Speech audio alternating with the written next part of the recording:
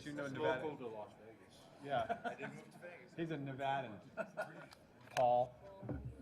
Okay, you guys ready? Nice to have you both here. Tee it up and do Good, it. thanks. Thank you. Las Vegas, and then we should LA. Yeah, it's a true story. And there's just, before long, they're gonna have. Okay, I'll call the order of the meeting of Washoe County Regional Transportation Commission of August 17th with a roll call, please. Neil Majardin. Von Hartung. Mouthful and here. Paul McKenzie. Here. Bob Lucy. Here. Ron Smith. Here. Lee Gibson. Here. Dale Ferguson. Here. And Rudy Malfabon. Here. Thank you. We have a quorum.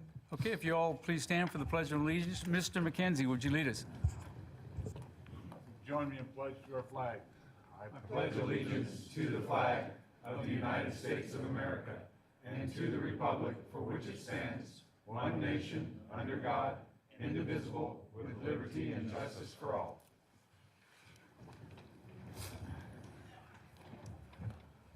Okay, so he's not here yet, is he? Okay, we do have a guest speaker today, but he's not here yet, so when he gets here, we'll just interject him between items. We'll move on to approval of the agenda. Anybody want to pull anything? Mr. Chairman, we'd like to pull and remove from the agenda item 7.2. 7.2? Anybody else? Okay, looking for a motion? So moved. We have a motion and a second. You get those, Denise? Any further discussion? All in favor say aye. Aye. Opposed? Passes unanimously. Okay. Public comment time. If you'd like to speak during public comment, and I do have people wanting to speak on different items, so we'll take them as they've listed them. But if you want to speak, please fill out a card. Our first speaker today is Jeff Church. Come on down, Mr. Church. 3.3. Welcome. Are we on here? Okay, great. Good morning, folks. My name is Jeff Church. I run a website, renotaxrevolt.com. I invite you to take a look. I'm also a candidate for the Washoe County School District Board of Trustees. In marketing, they say you have to hear things sometimes 5 times before it kind of sinks in. I was here last month, and I want to just kind of repeat some of those things that I talked about. The RTC 5 fuel tax went up 1.6 cents last July 1st. Washoe has the highest gas prices in the state, highest nationwide outside of California. If you've been to Fernley or Carson City, you know that it's about 40 cents a gallon cheaper there. So we need to address the spiraling and never-ending increase in gas taxes in Washoe County. Yes, I understand that we're bonded many years out, but maybe it's time to put the brakes on the indexing portion of that.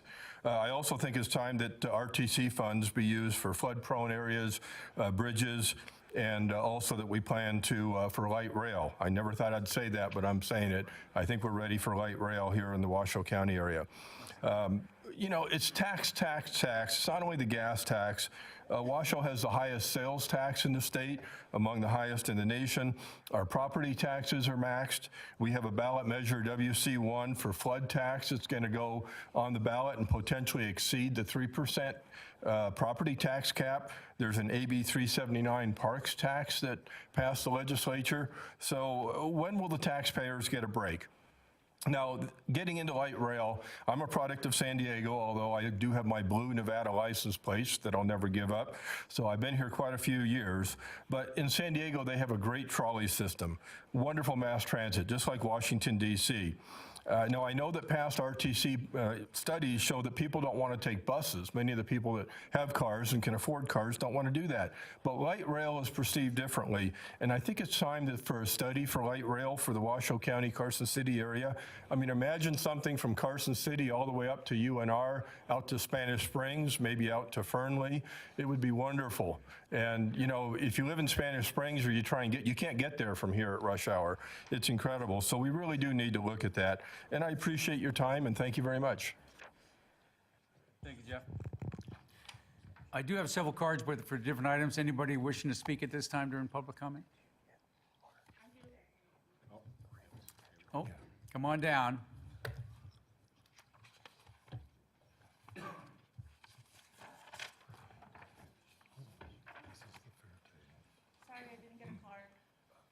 That's a great, we can do that afterwards. Welcome. Thank you. Sorry. Didn't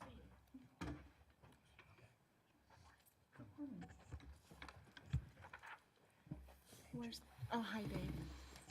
The mic. Just give us your name for the record, if you would. Alrighty. Good morning. My name is Dora Uel.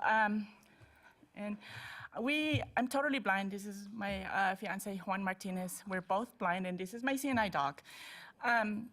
We just want to report, because we live in North McCarran and 7th Street now, and we go get our daughter at Clayton, and sometimes we miss the bus or the bus is really late, so we walk on McCarran to go to Kings Row. And there is a sidewalk. It's not a full sidewalk, it's limited. So then dirt, and then Kings Row. And then on the sidewalk, it's a sidewalk, and then it's a concrete step. And if I didn't have my dog or a cane and I walk really fast, I would fall. I don't know how to explain it, so maybe somebody could, travel there and see it. Also, we were wondering if we can request a shelter at 7th and McCarran on a 3CL route inbound, because when it gets really sunny or windy, we get wet waiting for buses. Also, I had other things and I forgot. If we could have some tactile, David Tickling, if we could have some tactile on the bus pole, because October 1st is going to come, and then our paratransit is going to be limited, and some of the poles are similar, whether it's as a bike path or a bus pole. We don't know what route it is, and sometimes we don't always have our data. And I don't know if this is appropriate here, but I'm going to see the city council next week and meet with Mike Moreno. The Lime bikes, we walk everywhere, as you can imagine, because we can't legally drive. And sometimes there are Lime bikes in the middle of the sidewalk, and we hit them. So maybe we need to consider how we're going to work with that. That's it for me. Dora Uel, for the record. Do you have anything? Good morning. My name is Juan Martinez. I'd like to talk about the school. It's called Mini Tools. It's over on Kings Row. And there's, I think they're weeds, really bushy weeds that are overlapping the sidewalk. So when we go and get our daughter at school, it's really hard to walk through the sidewalk because they're overlapping the sidewalk onto the road. That's it. Thank you very much. Okay, and we do have a question for you. Ms. Jordan? Well, and maybe because there was a couple of things in here that I'd like to follow up on with the city of Reno, could somebody get with them and get specifics about the areas with the curb that's raised, with where the bushes are hanging over, and then they mentioned the shelter at the bus stop. Could somebody get that and then give it to me or send it over to Flansburgh and we'll get it? I could have my daughter take pictures. I didn't want to take a picture because I didn't want to take a picture of something else. So. Yeah. Thank you very much. Thank you. Mr. Thank Chairman, you. well, and since McCarran's an NDOT state highway, we'll look into that, too. Okay. Thank you, Rudy. Okay, anybody else wishing to speak at this time? Seeing none, I'll close the public comment period, move on to 2.2. Accept the monthly summary report to the Technical Citizens Multimodal and Regional Road Impact Fee Advisory Committee. Okay, we have a motion? And a second. Any further discussion? Seeing none, please vote, or I'm sorry, I'm not in chambers. All in favor, say aye. Aye. Opposed? Passes unanimously. Okay, we're going to take a step backwards now. Not a step backwards, but we're going to go back to our guest speaker today, Mr. Amodei. Come on down, Congressman. Welcome.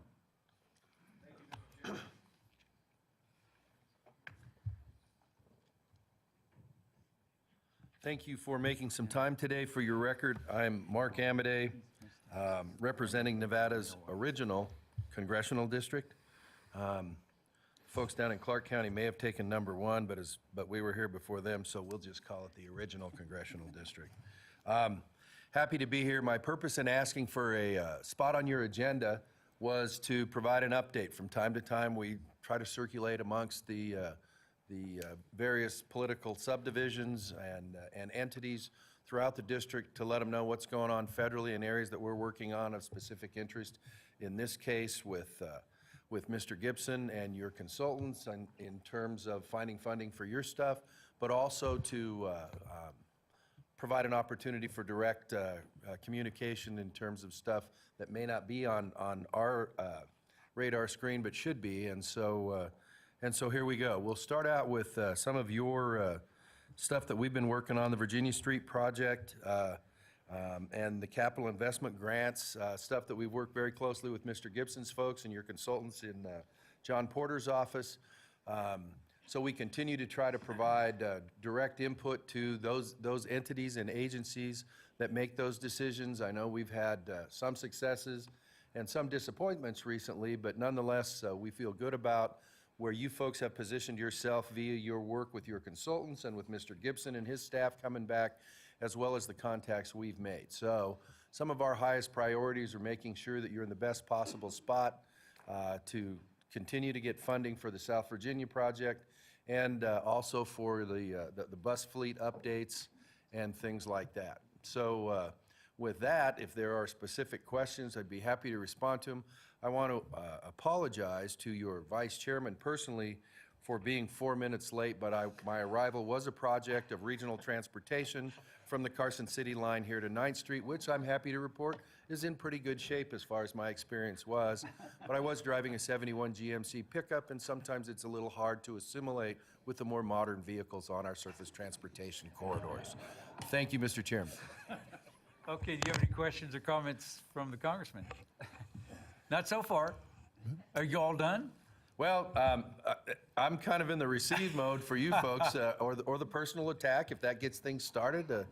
Whatever kind of mood the commission is in today, that's fine. Mr. Gibson has a question, or then Rudy, you'll be next. Mr. Chair, Congressman, thank you for all your support on Virginia Street and the capital investment grant. But I'd like to just, we have breaking news from this week. That includes the fact that the FTA sent us what they call the roadmap. And the roadmap is really a layout, an identification of all of the steps we have to follow with respect to completing engineering design, completing a program management plan, and then having the FTA review that. They're now targeting a grant award on April of 2019. But the one thing they need to do before they can do that is issue an allocation. So an allocation is a notice from the FTA that they will release the money that's been appropriated. So anything your offices can do to help us get to that allocation would be deeply appreciated. I just generally want to thank you for all of your support, whether it's Virginia Street, whether it's the Spaghetti Bowl, whether it's widening 580, looking at I-80, 395. All of your offices and your staff have been greatly helpful in getting us to the federal dollars that we pay into anyway. So I just want to thank you for everything you've done. And thank you, Lee. I also want to say that we did quite a bit of work in going steady with the Corps of Engineers on the Southeast Connector, which I know had no controversy involved with the design, construction, whatever. But I actually had the chance to drive on that recently. And I don't know, Rudy, whether this is your department or somebody else's, but whoever's idea it was to put a 45-mile-an-hour speed limit on that is certainly a fiscally aggressive way to funding something in terms of the revenue from enforcing that speed limit. And beyond that, since that's really not You're my not helping department. us here. You're not helping us at all when you say Okay, stuff like that. okay.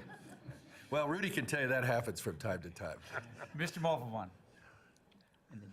Congressman, I just wanted to echo what Lee Gibson said, and thank you for your assistance on many transportation-related issues for NDOT. You've been a great voice for Nevada back in D.C. and no nonsense. I really appreciate your comments in the past on being on the Appropriations Committee and making sure that Congress is doing its job with funding transportation. So I just wanted to thank you.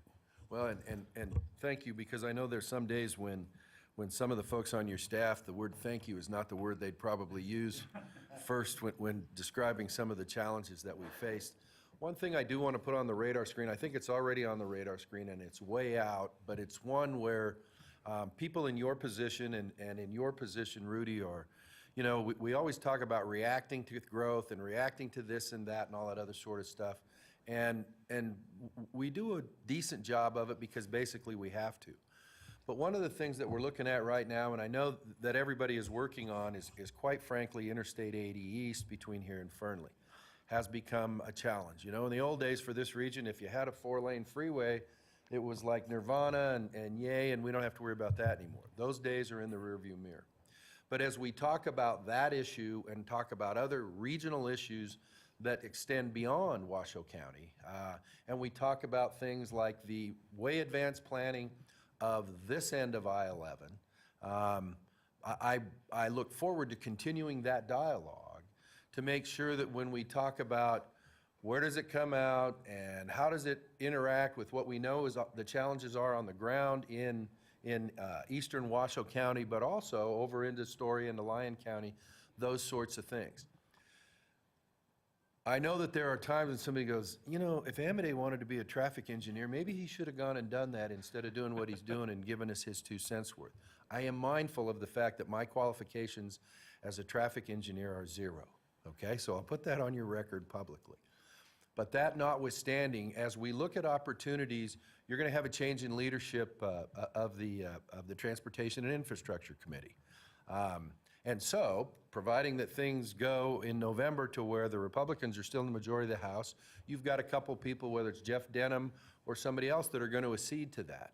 And so, as we sit there and talk about planning dollars for those sorts of things and trying to line up federal dollars in not only the traditional ways, but in perhaps some other new ways, I think it's an opportunity for everybody to put their thinking cap on. As I've said, listen, a lot of that stuff won't be constructed until long after I'm dead, which hopefully isn't shortly. But nonetheless, there are opportunities that quite frankly don't present themselves very often where you can get way out in front of something and then let local planning and zoning jurisdictions act accordingly and stuff like that. So we look forward to continuing to interact both with this body, with Rudy's folks, and quite frankly with the federal folks as we kind of try to feel our way along about how you make all that stuff work in the context with coming infrastructure. So thank you, I appreciate it. Ms. Jordan. Thank you very much. I did want to thank you for taking the time for being to be here with us today. You always take the time whenever we've reached out as the RTC or City of Reno on issues. You not only make the time to meet with us and go over it, but you follow that up with action, which is very much appreciated in this kind of stagnant movement sort of world we can live in at times. I've always been impressed by your ability to move things along as best you could, and I appreciate that very much. Including the corridor between here and Fernley, the Vaqueros. You knew I was going to take that jab at that. Go Vaqueros. Yes. Go Vaqueros. Yes, ma'am. That's right. I appreciate you looking at that. And again, your help with the Southeast Connector cannot be overemphasized. Congressman Amodei was critical in getting that project unstuck, and I thank you very much. Well, I appreciate that. As I recall, it wasn't something that was voluntary on my part. You were kind of giving me the stink eye on several occasions and saying, you better get those people at the Corps of Engineers off their butts because it's costing us, and I'm like, well, I don't think this is an elective course. We need to deliver for those people, or I need not to go into Washoe County because they'll be waiting for me. So I appreciate that, and I'll say this. Mr. Gibson is kind of the tip of the spear on a daily basis, but part of the reason that we've been successful in your issues is because you've been easy to work with. And that means you're responsive, you're communicative, you have a good consultant working for you, and so all of those things together produce results. That's not, I don't think, a revelation, but in any extent, you know, not everybody works that way either. So thank you folks for basically taking a hands-on approach instead of just kind of mailing it in saying, hey, we need you to do this, and we hope you find a way to do it. So you're very hands-on, very partnering in those things, and that, quite frankly, makes it easier to produce for you. So thank you, I appreciate the Mr. Hartung.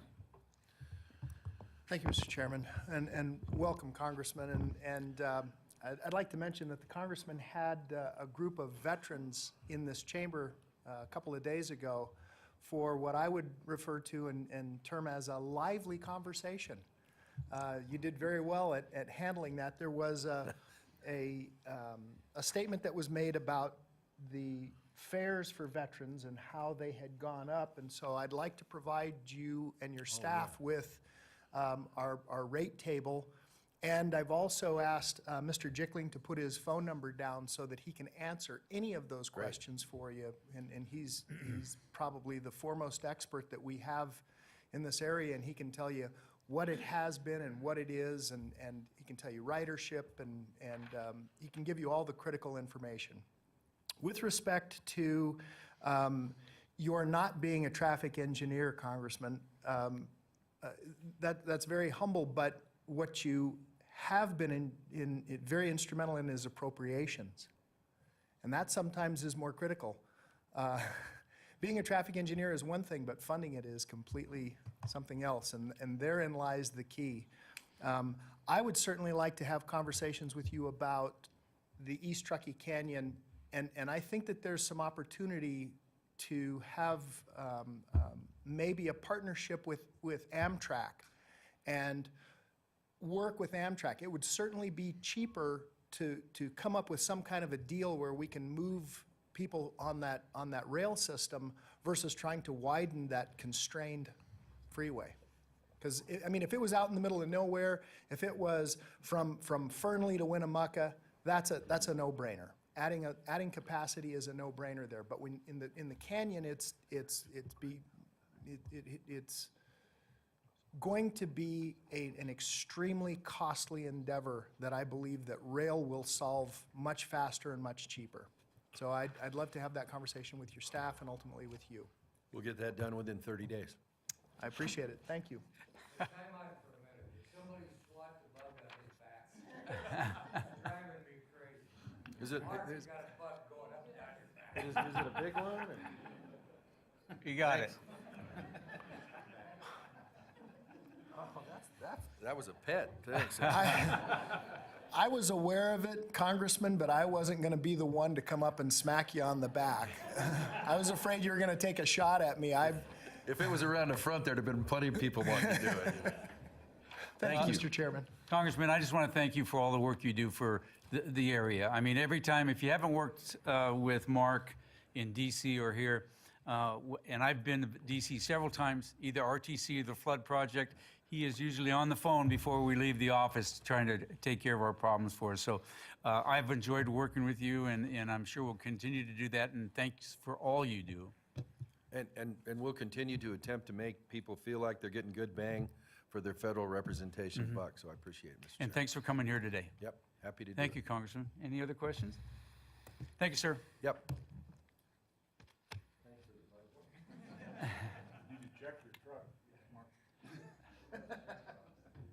It's Carson City bug. He brought it up with him.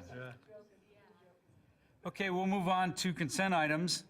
Anybody want to pull one? I would like to pull 3.3 because we had quite a bit of public comment. Any other, Mr. McKenzie? Mr. Chairman, there's a couple of things in the minutes I'd like to get corrected. Okay, we at the minutes yet? 3.1. Okay, I'm sorry. Thank 3.1, 3.3, any other ones? No. Looking for a motion? Second. We have a motion and a second. Any further discussion? All in favor say aye. Aye. Opposed? Passes unanimously. We'll move on to 3.1, approve the minutes of the July 20th, 2018 meeting for possible action. Go ahead. Thank you, Mr. Chairman. And on page 7 of the minutes, almost at the bottom of the page, there's a comment made there that I made, don't believe it's very successful, as $24 an hour is not a great pay for a business, which requires a CDL. And we've got a business with a CEO.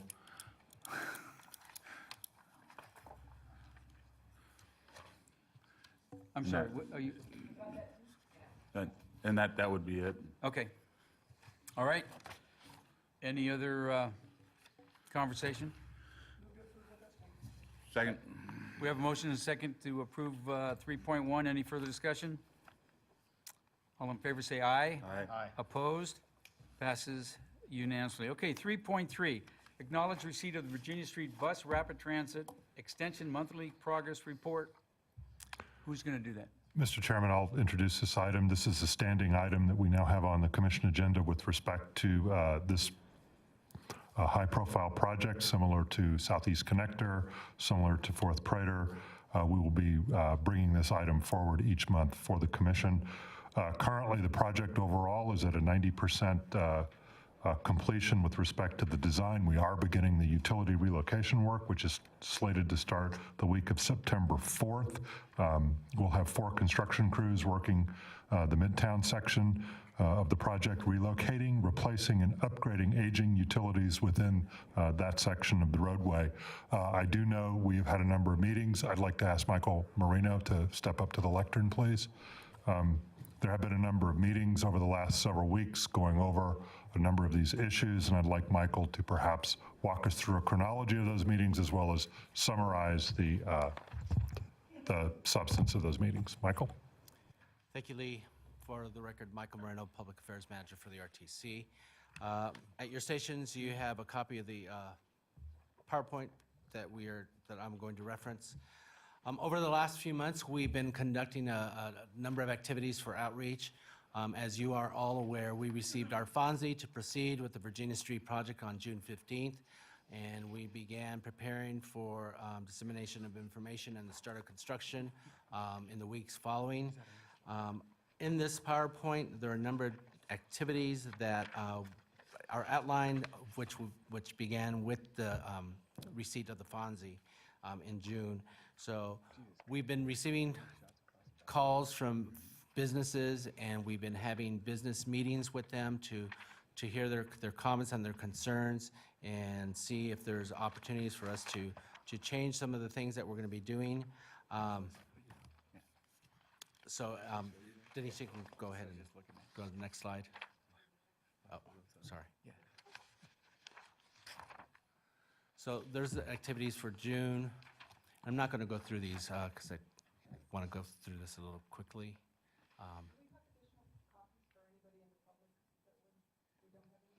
Copies of this, so everybody can see the outline of all the meetings that have been. I do have a few more copies. So if anybody would like a copy of this PowerPoint, just track me down after this item. Or contact Denise. So in July, our outreach in the community began intensively on June 28th with the Midtown Art Walk. We had an exhibit booth in front of Visionary and talked to members of the public that were attending the Midtown Art Walk. We also visited some businesses also during that day to let them know about construction. We've been working very closely with our contractor SNC, and so we've created a number of different materials and are still doing those development of those materials as we speak. Last night, there was a press conference that the Midtown Merchants Association held to unveil the creative that they have developed for the construction. Those can be seen right over here, and these are really big life-size banners that will be installed throughout Midtown to let the public know that, hey, Midtown is still open, we want you to come down, things of that sort. So we've got a really strong partnership with the Midtown Merchants Association, developing messaging that they're creating and that we're creating and using that as well. We have a project website that has been updated and has information with regards to construction, and that will be updated as often as needed to let the public know about upcoming construction activities.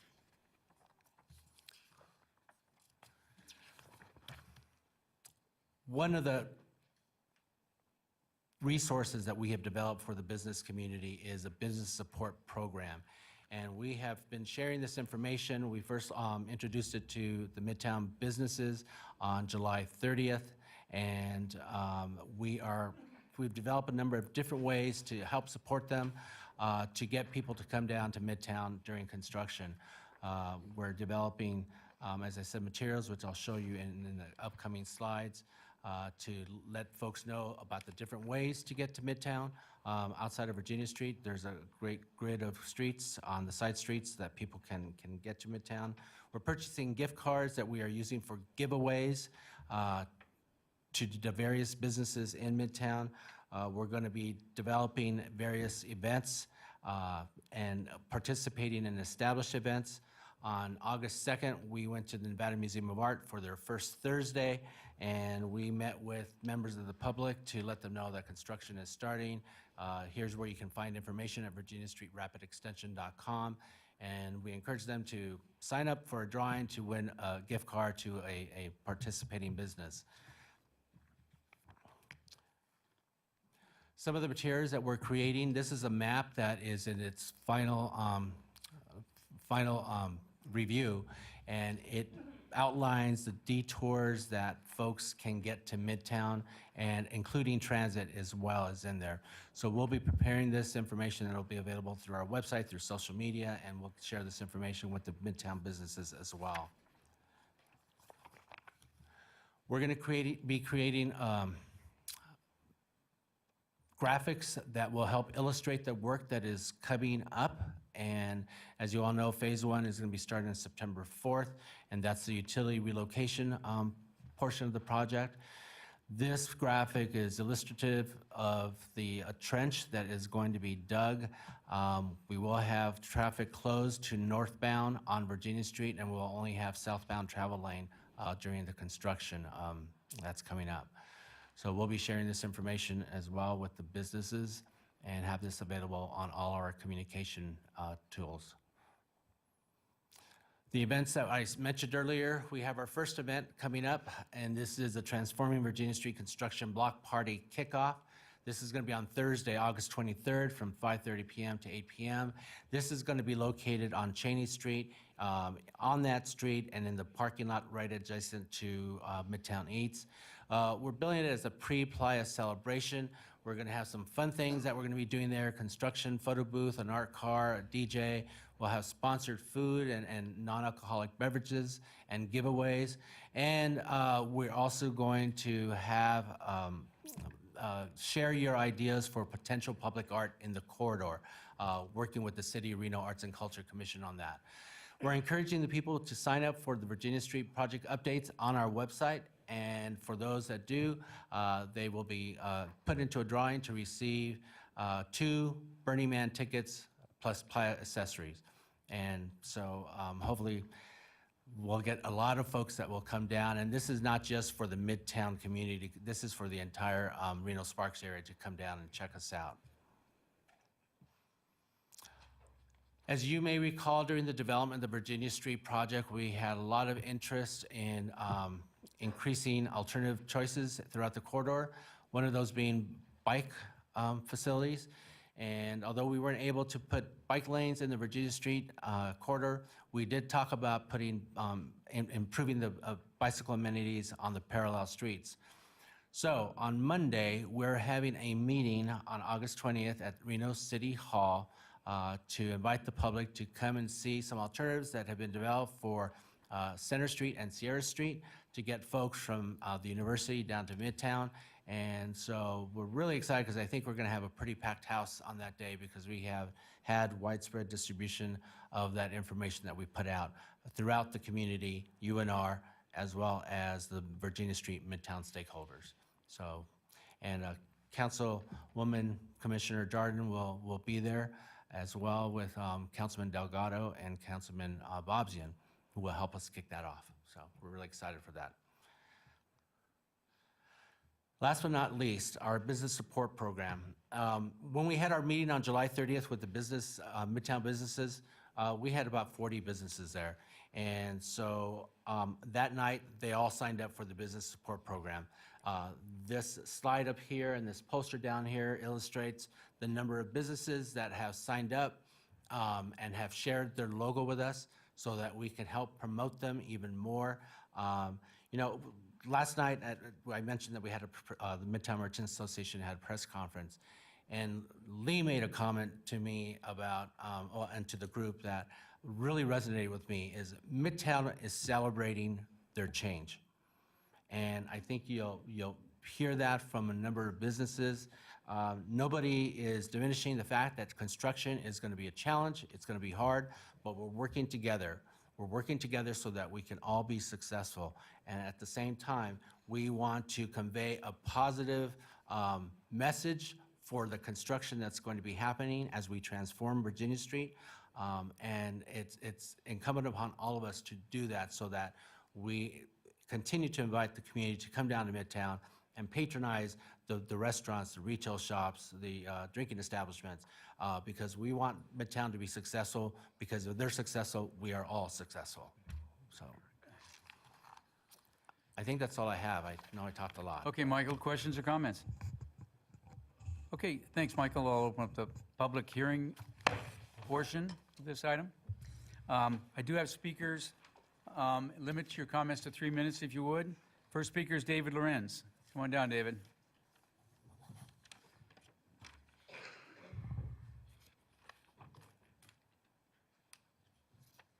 Welcome. Good morning, ladies and gentlemen. Thank you for having me.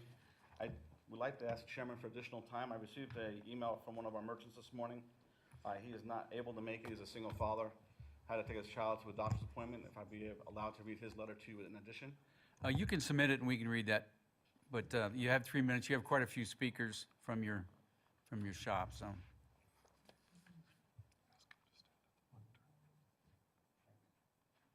Thank you.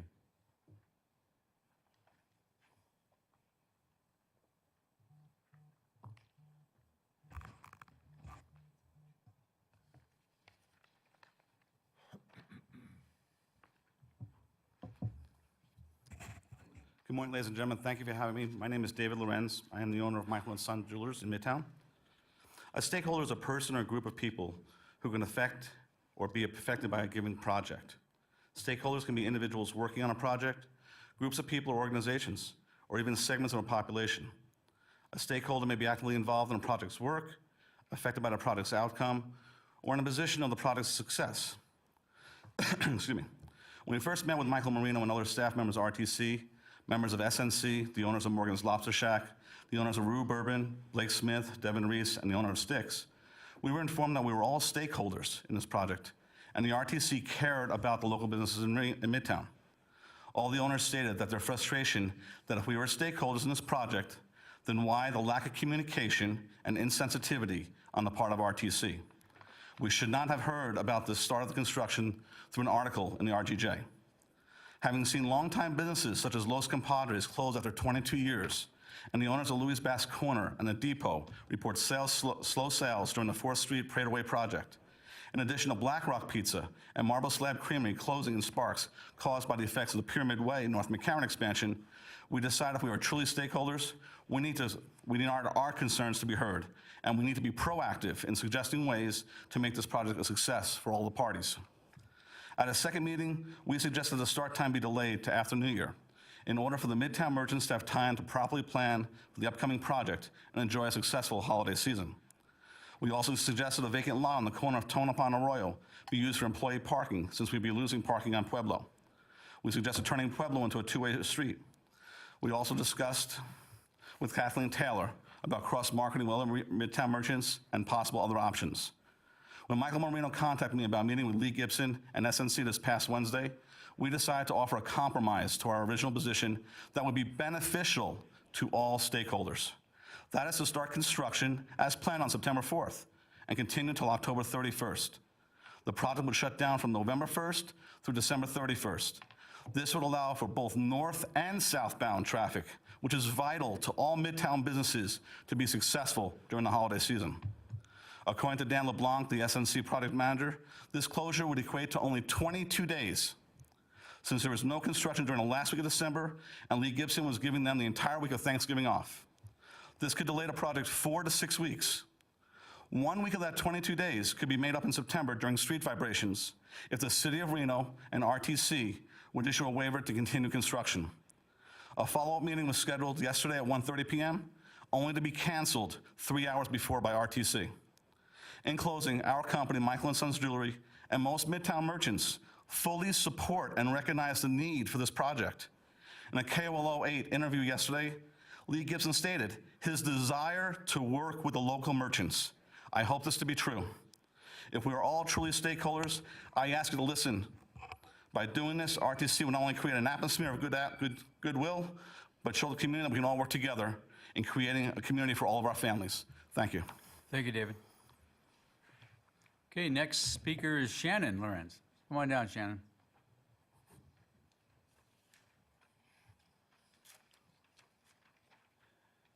Welcome.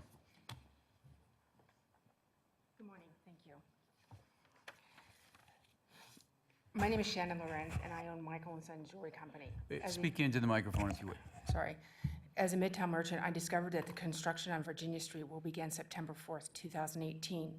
I was aware that construction was being considered, but had heard nothing from RTC regarding the project since moving to our location September 2015. Nor did we receive any information regarding the business support program Mr. Marino just mentioned. As my husband had mentioned a few moments ago, we had met with Blake Smith, Mike Marino, and several people from SNC, as well as the owners of Morgan's and some new tenants above us for Rue Bourbon. Mr. Moreno assured us that RTC is committed to working with the stakeholders on this project, including merchants in the process, and listening to our concerns regarding the impact the construction will have on all the small businesses in the corridor. While researching this project, I printed the Virginia Street Corridor Investment Plan dated April 14th, which states in part, quote, "The RTC considers participation and input from the community and stakeholders to be vital. It has been my experience that what the RTC says and the actions of the RTC are incongruent with the events as they unfold. It is irresponsible of the RTC that so many merchants of Midtown found out about the construction from the RGJ by word of mouth, from the RGJ or by word of mouth. The RTC website is void of any information regarding a start date of September 14th.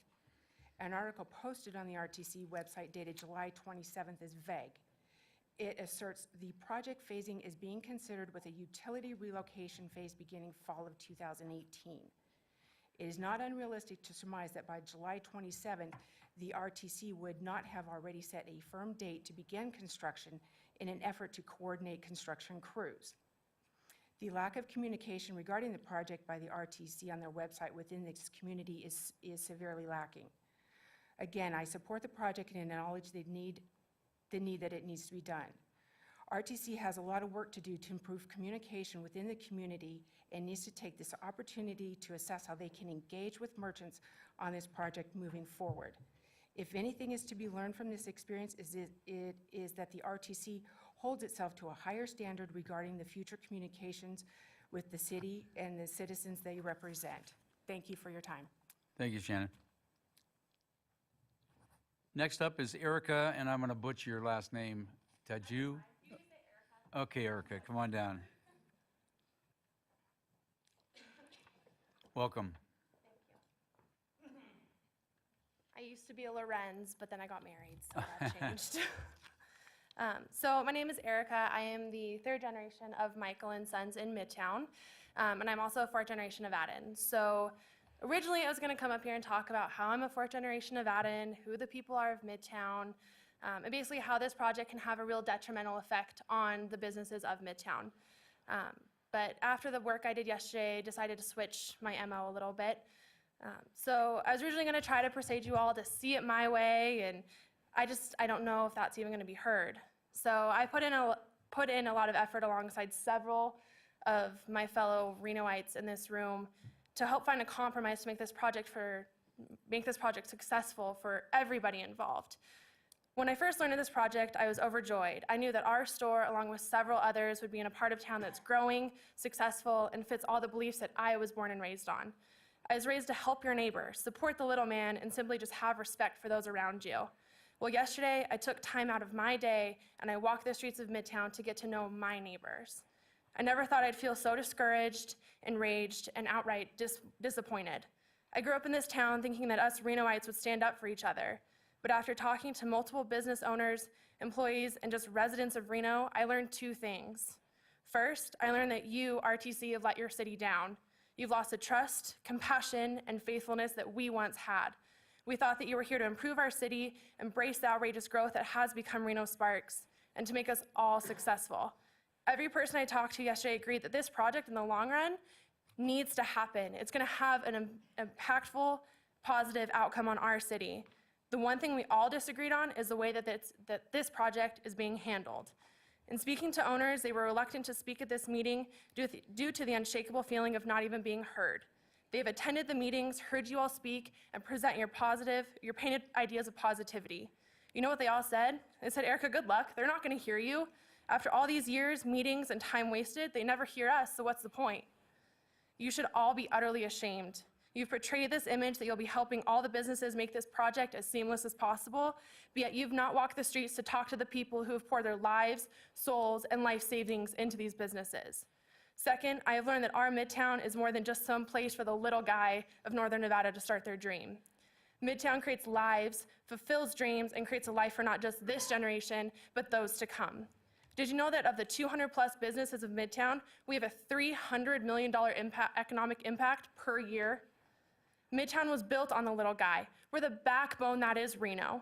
All that I ask is that you hear our suggestions so we can continue at our success. Because at the end of the day, our success depends on the committee that has seemed to turn a deaf ear.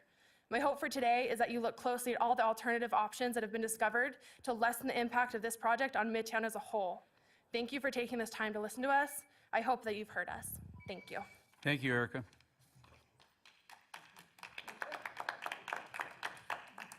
Okay, next speaker is Casey Christensen. Come on down, Casey. Welcome. Hi there, my name is Casey Christensen. I'm the president of Midtown District, but today I am here as the co-owner of Soup Restaurant in Midtown. We'll be celebrating 11 years on Monday, which is really awesome to be in Midtown District for that long. With that, we were able to buy our building in December of 2016 and have fully put our heart and lives and everything into Midtown District. When we first got there, there wasn't a whole lot happening, and to see how it's transformed over the years has been not only amazing and encouraging, but it has been something that I am proud of every day. And so when we started to hear the words about RTC starting a project along Virginia Street almost 5 years ago, when this project first started, it was exciting, because how awesome to have people be able to walk down a street without 18-inch sidewalks with poles in the middle of them, and how awesome for ladies to walk their strollers down the street without having to go into the street where it's completely unsafe. And so it's been an exciting process. I know that there's some people that felt like they haven't had that contact with RTC, but I have to say that my situation has felt very different, and I don't know whether that's because I chose to become more involved. When I heard of it first happening, I sought it out because, again, this is my whole life, my whole livelihood, everything. I knew it was such a huge project with such a huge impact, and so I took steps on my behalf to find information and to seek it out. And I made a joke of, I have Michael Moreno's phone number on speed dial because it's that important to me, because it does affect my whole life. There was many meetings over the last 5 years that RTC was what I could say more than amazing to come and listen to all of our thoughts and beliefs. And as we put our ideas down, they took what we were having to say, because in the end, public comment, yeah, you get a lot of kickback here and there, but you don't have to have that to do a project that you're doing. But I was impressed with RTC that they did seek out the community's involvement throughout this whole project. So now here we find ourselves at this place that it's happening, and the biggest part for me is I think it's so important to listen to everybody's opinions and ideas, and if there's things we can do to make it easier on everybody, let's do that. But it's so important for me for this project to be positive, because that's truly what it is for our community. The fact that we are growing in a way that we have to fix up our streets to reflect all of the amazing growth that small businesses have done in Midtown, I applaud it and I welcome it. I just hope that we can come with a positive voice for the community and the public, because the truth of it is our words become the community's narrative, and that's the way they see the project. So I would like us to all be united at least.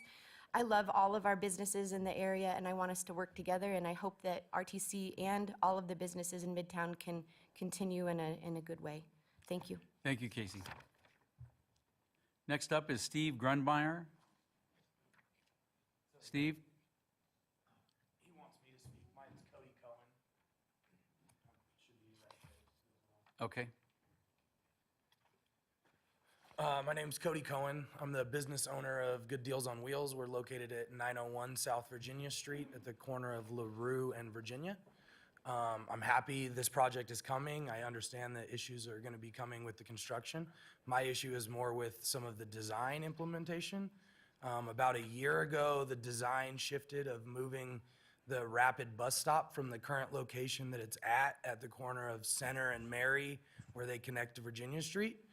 RTC has decided to put in a roundabout there, and so they decided that they didn't have room to continue to have the bus stop at that location.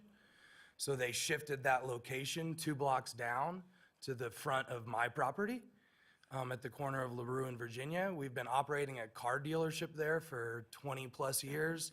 It was a car dealership before then, and it's hopefully going to continue to be a car dealership. But we have about 100 feet of frontage for the front of our business. RTC is planning a bus stop for the large rapid bus stop that's going to take up 80 feet of that frontage. It is also a tall structure. I mean, if you've seen the other ones they've put in around town, in front of the Discovery Museum, at the corner of Mount Rose, they're not small little bus stations. They're large structures that are going to be built. It's going to take away from the entire view of my lot. I would have zero frontage as far as people being able to see my vehicles parked there on Virginia Street. The reason we have a car lot on Virginia Street is for that reason, so that passersby can see our vehicles. We have that frontage as people drive by. It's going to be a severe impact to the business. As well as that, my family also owns the property that lot exists on. It actually is 2 parcels of land. The second parcel is, the only access to that parcel is from Virginia Street. There is currently an access there to Virginia Street. We haven't been using it through the years because we had a fence there to enclose the property, but it is the only access to that parcel of land. If we build a bus stop that takes up the entire front of our property, it would landlock that parcel of land as well. It would give us zero access to that. We would have an issue as that as far as landowners and as far as the business. I just ask you guys to maybe re-examine some of those design issues. We spoke with with Doug Malloy as well. We've had some meetings. As far as we can tell, RTC is planning to move forward with this design. They also don't have enough property to do this, so they're looking to acquire land from us to be able to fit this in. So we're just running into a few issues here that we'd maybe ask the board to re-examine as far as the design of that and see if there's something that we can work out. We've offered some suggestions of maybe downsizing it or splitting the space between another property where it doesn't eliminate our entire frontage. Thank you. Thank you, Cody. Thank you. Next up, Kevin Stanley. Mr. Stanley had to leave. He had a business engagement. He couldn't stay. Okay.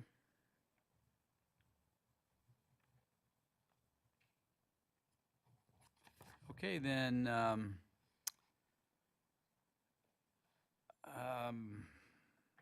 is it? Steve Grunmeyer, can I speak for a minute now? You called me earlier, but I wanted him to go first. So you want to speak, and you are? You're Steve Grunmeyer? Yes. Come on down.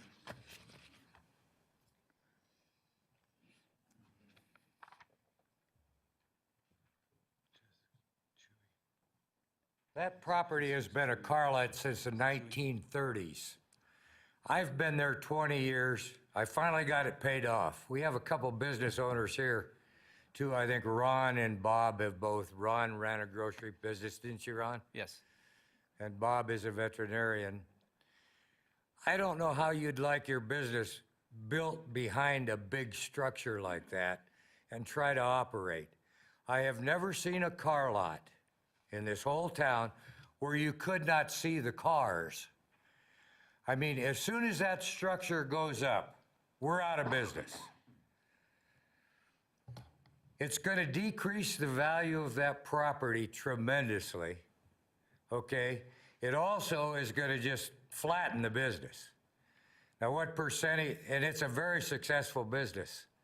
I've had that business for 30 years. And now we're just going to destroy it in one fell swoop, along with the car lot. I think as business owners, we all solve problems every day. It's either employees, customers, money, it's something. This is a problem I can't solve. I need your help. Would you please take a good look at this before all attorneys on both sides get involved in this? It's going to cost me a hell of a lot of money, and it's probably going to cost RTC a hell of a lot of money before it's done. Because I've got to fight this hard. But thanks for your time. Thank you, I'd Steve. appreciate your help here. Thank you, Steve. Okay, I'm having trouble reading this, but it's Chewy. Is Chewy here? Gutierrez? Okay. Okay, how about Joe Arascata? Arascata.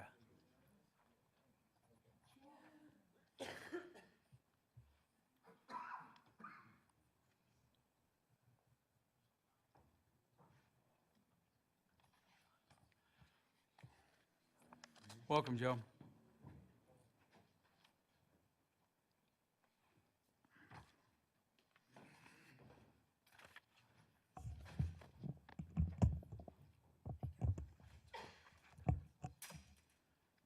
Thank you, folks. You all saw me traverse from the very rear of the room to the front. Not easy. Obstacles, accessibility from point A to B. Now just think about customers going in that midtown area, having to get from point A to B. Northbound is going to be closed. I'm in the neighborhood, I'm on Marsh Avenue. My family's had a law office in downtown Reno since the 60s, and very similar to Michael Jewelers, our family's been here for fourth generation also. Accessibility is difficult on Virginia Street.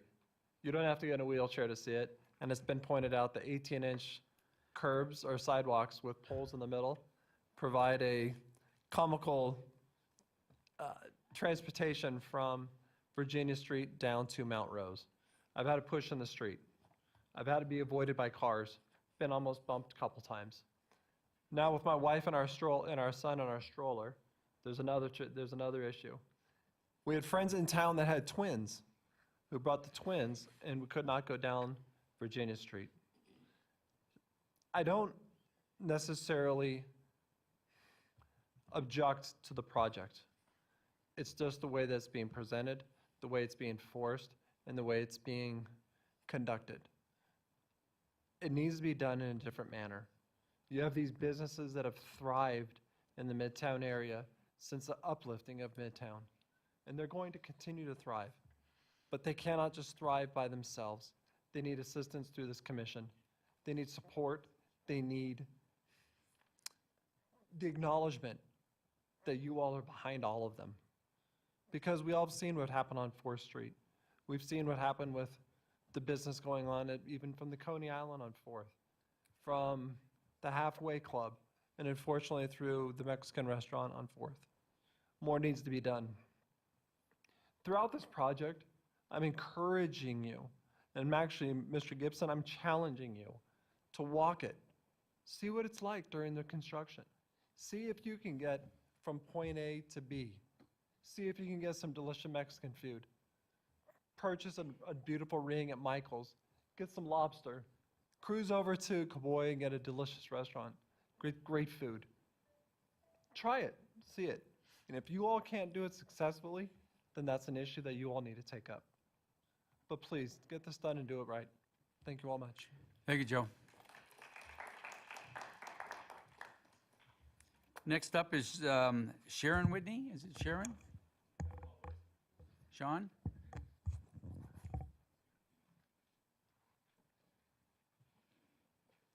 Welcome. Thank you for having me. My name's Sean Whitney. I'm the owner of Morgan's Lobster Shack at 1401 South Virginia Street. I'm a new business, been there 2 years. Put my heart and soul into this and working hard, and I think I'm going in the right direction. I've been surrounded by a lot of other great small businesses too, people putting their heart and souls into it and getting to a point where we all feel like we are succeeding. Very excited for the project. First of all, I want to say that. I mean, we are behind the project. It needs to be done. The sidewalks, all that, I mean, it needs to happen. But again, as they all say, we all found out, I found out in the paper. I know Casey, our Midtown leader, said it was opposite. Again, I didn't hear any of that, so maybe it comes from communication from Midtown to us, but I'm part of that community, I didn't hear about it. My owner of the building, Blake Smith, who's well connected in the town, he had the same thing. He's like, I've been here, I've not heard any of this until the newspaper. So again, we're back to the point of planning, letting us know. As RTC said before, they've had multiple years of planning for this because it is a multiple process. It takes a long time to plan. You have all these small businesses, though, who have no time to plan all of a sudden, and we can't do it. You know, it's going to be a hard thing. I mean, people spend a lot of money for Thanksgiving and Christmas holiday. It's that time of year. I mean, summer's big, and those are the other 2 months. After that, you got 5 or 6 months of getting by until that time again. So, I mean, we're all kind of asking for you to relook at how it is getting done and what we can do to make it better for all of us. I mean, what they say does sound great, but until it's done, it's just all BS in my mind. But I want to win. I want to be in Nevada. I want to be here, part of this team. I want to find a better solution for all of us. Everyone keeps talking about 4th Street. You see what happened in Carson. I mean, you see all this stuff. I mean, lost businesses nonstop, and it's like, why? And we just keep doing the same thing. The little that we did here, people were talking about doing 2 blocks at a time. I know the project can't do that, but that seems like it'd be a project that, you know, a month or 2 in front of my building, a month or 2 in front of your building, not 2 years of everything just torn up in a pile of S. I mean, it's just going to be a hard thing for 2 years, and I'm not going to make it. I really don't think I can make it. And it's just sorry to say that right now.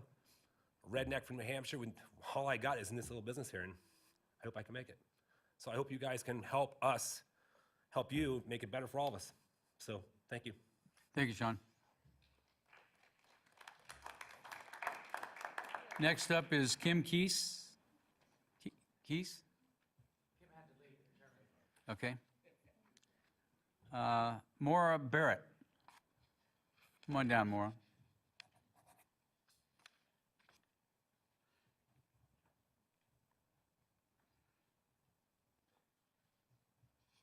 Welcome.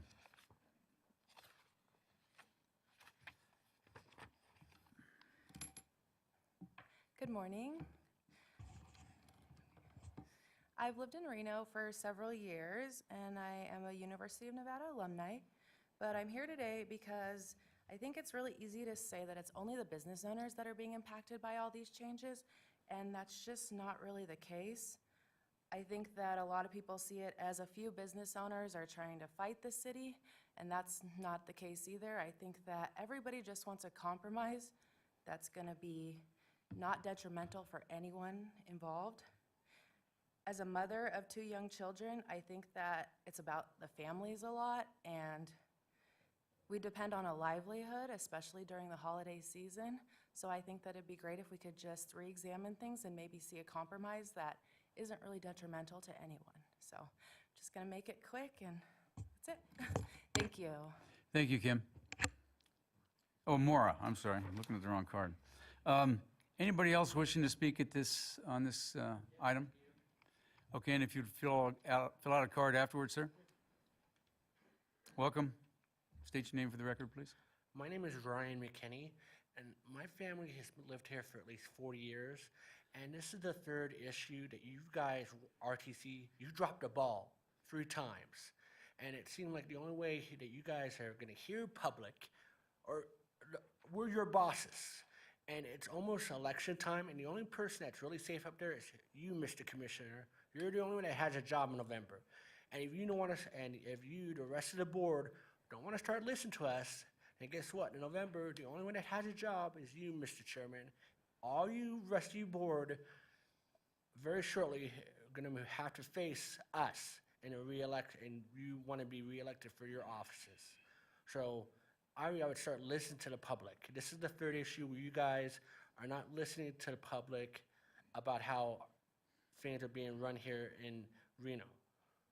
So I'd just like to say thank you very much. Thank you. Would you mind filling out a card?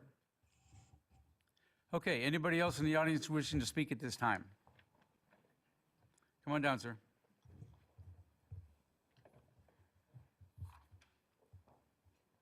Welcome, and give your name for the record, please. Hi, my name is Lauren Zaleschuk. I own the Virginian Motor Lodge on South Virginia Street. I agree with the gentleman from Morgan's. When you do a project like this, it should be like S&C, for example, in RTC, it should be their responsibility to come up with a game plan to do this in segments. 2 blocks, 2 blocks, 2 blocks. It should be not the whole South Virginia. I'm at one end, and they're at the other end, at the Plum Lane then. To close all that off and have everybody suffer seems unrealistic. You know, if you push them and tell them, okay, it has to be done in 2 block segments, they're gonna do it. They're gonna figure it out. And I think that it should be their inconvenience and not the business owner's inconvenience. Thank you. Okay, thank you, sir, and fill out a card if you would when you're done. Yes, ma'am, come on down. Welcome.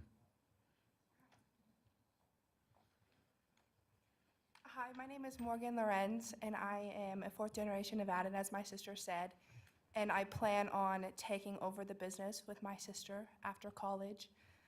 For me, it's really frustrating because I see this more as a family side. I've grown up in this business. I have seen my parents hire people and become part of our family, and I'm concerned that after seeing all these businesses on 4th Street and Pyramid, what's gonna happen when people who we've taken into our family, what happens when we can't afford to help them support their family? You guys are the ones we're supposed to trust to take care of us and the family of Midtown. And frankly, I think a lot of us are confused as why the timing before the holiday season, when we've been planning for this for months and months and months. I've grown up, even just, you see the commercials on TV, Christmas is a big time, New Year's is a big time, not just for retail, but for restaurants. People are having parties, people are going out and being social, families coming into town. This is a huge economic impact on everybody. And growing up in Reno, this is supposed to be a family, like I said. Commissioner, we're supposed to trust you to take care of us. And a lot of us feel let down. I'm only 17 and I can see the disappointment in this room, flat out, I can see it. And so we want to know how you guys are going to help us feel confident in this situation, feel confident that we're gonna make it out okay. Like Morgan said, how are we going to be okay and how are you going to help us and grow our family as Midtown? Thank you. Thank you. And would you fill out a card also? Thank you. Anybody else in the audience wishing to speak at this time? Come on down. Welcome. Hi, thank you, Chairman. I'd just like to say a few words on behalf of my client, we're Lime, which was formerly known as Lime Bike. My name is Ethan Clift. So I just want to thank you guys for going forward with the project. The project looks beautiful. We're really excited about the construction and what it's going to look like. But small businesses have been our allies since we launched in June. And we just want to be clear that we would like to support them as strongly and fiercely as possible in making sure that they stay open. To be clear, this is one of our strongest markets around the world. We now have scooters in Paris even, and we are now opening markets in Canada. And so to see Reno, little Reno, be a market that is viable for scooters as a business model for us is a really big thing. I mean, I think part of the strength of Reno is that Midtown corridor has a lot of retail, a lot of food, a lot of drink, and things that make it a really vibrant community. So again, that's one of our biggest hotspots is that Virginia Street corridor. So we really want to work together with the business owners and with you guys to make it as seamless as possible of a transition as we work on this project. Thank you. Thank you. And please fill out a card as soon as you can. Okay. Anybody else in the audience wishing to speak at this time? Seeing none, I'll close the public comment period, bring it back to the commission. And we are on 3.3. Any questions or comments? Anybody? Ms. Jordan? It's hard to tell when these mics are on or not. Yeah, it's hard to, thank you for clarifying, I appreciate that. Thank you. I did want to just thank everybody for coming out and speaking today. I know that many of us on this board, certainly on the city council, went through a number of years of discussions with Midtown businesses, residents, and advocates for years and held dozens and dozens of meetings with regards to this project because it is so transformative and special. And there was a number of contentious meetings where there was half the room that wanted to maintain the on-street parking, and there was half the room that wanted to put bike lanes in. And then there was half the room that wanted to eliminate the left-hand turn, and then there was half the room that wanted to keep the left-hand turn. And those were very spirited, room-packed sort of discussions. And at the end of the day, we listened to the public through these numerous meetings, and the majority ruled. And we, as a commission, did listen intently, and RTC has been great about holding many meetings and won awards for it, actually.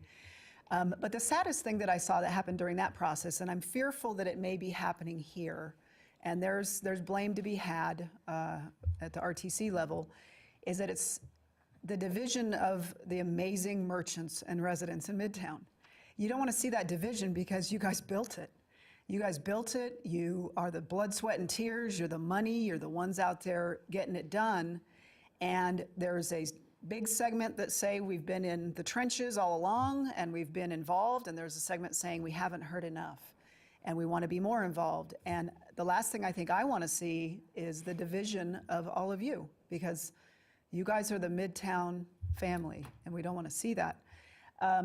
I will agree that the RTC website, and I know that I've made comments in the last few weeks to our chair and Mr. Moreno, that it was very technical.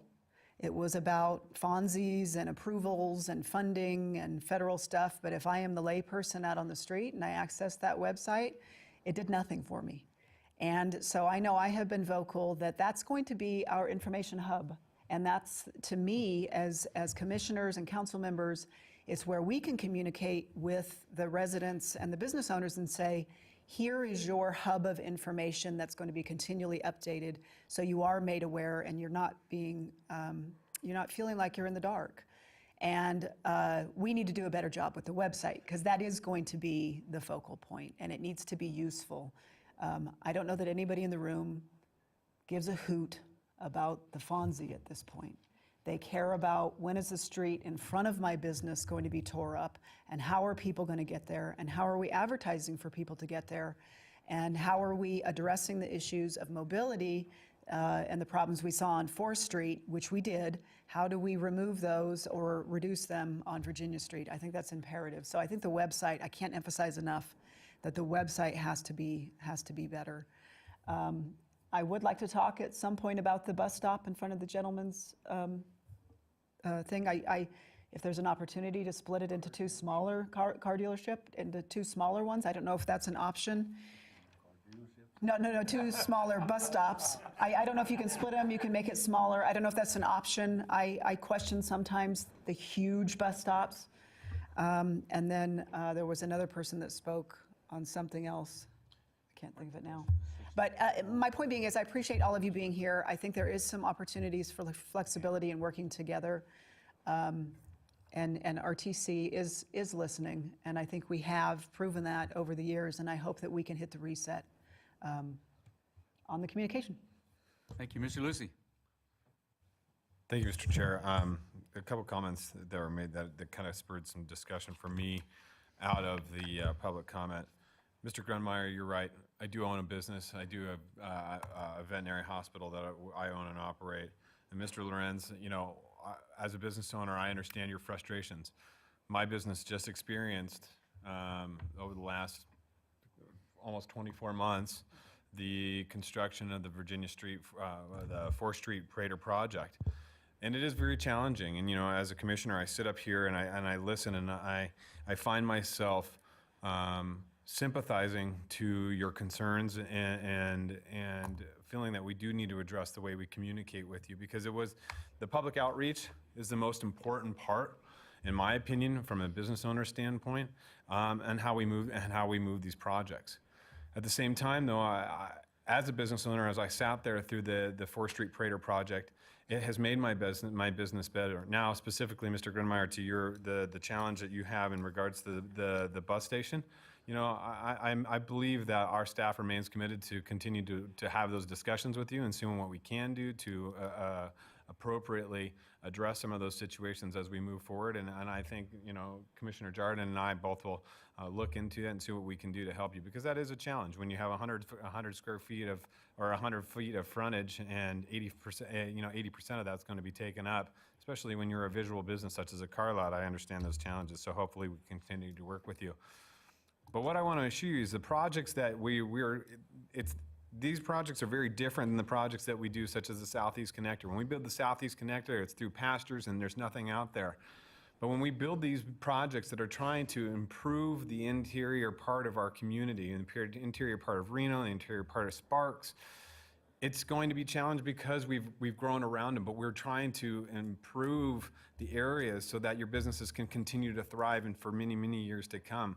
We talk, and we hear about, you know, generations taking over businesses and continuing to move forward. But if we don't make these improvements to infrastructure now, if we don't make take these steps to really improve these things, they won't be able to be successful businesses for years to come, because you need this infrastructure to continue to grow.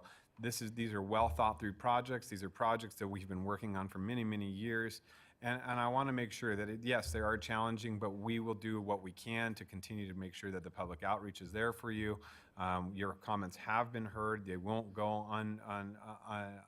unaddressed. But as a commissioner and as a business owner here in Reno and in Sparks, I understand your challenges, and we will do what we can to make sure that outreach is better for you, and that we work diligently with you to make sure that you don't suffer at the same time, but yet get the same outcome, which is a beneficial, beautiful access to your businesses, because it has greatly improved mine. Just the BRT and off the 4th Street Parade project has improved my business down there. So there are challenges. You know, there with a little heartache for a short period of time proves to be a lot of benefit for many, many years to come. So thank you, Mr. Chairman. Okay, Mr. McKenzie. Thank you, Mr. Chairman, and I think we heard from everybody that spoke that if we could just snap our fingers and the project was done, everybody would be totally happy, because we see the need for the project down there to improve your business environment. And but we can't just snap our fingers, and it's got to be done. One of the statements that was made that kind of raised my eyebrows is that there was a concern that the street was going to be closed in front of a person's business for 2 years continuous. The way that this project is planned, we start with the utility work, that isn't the case. We're going to come in and move the utilities through and then come back and do the paving at a later date, and so it won't be a continuous shutdown.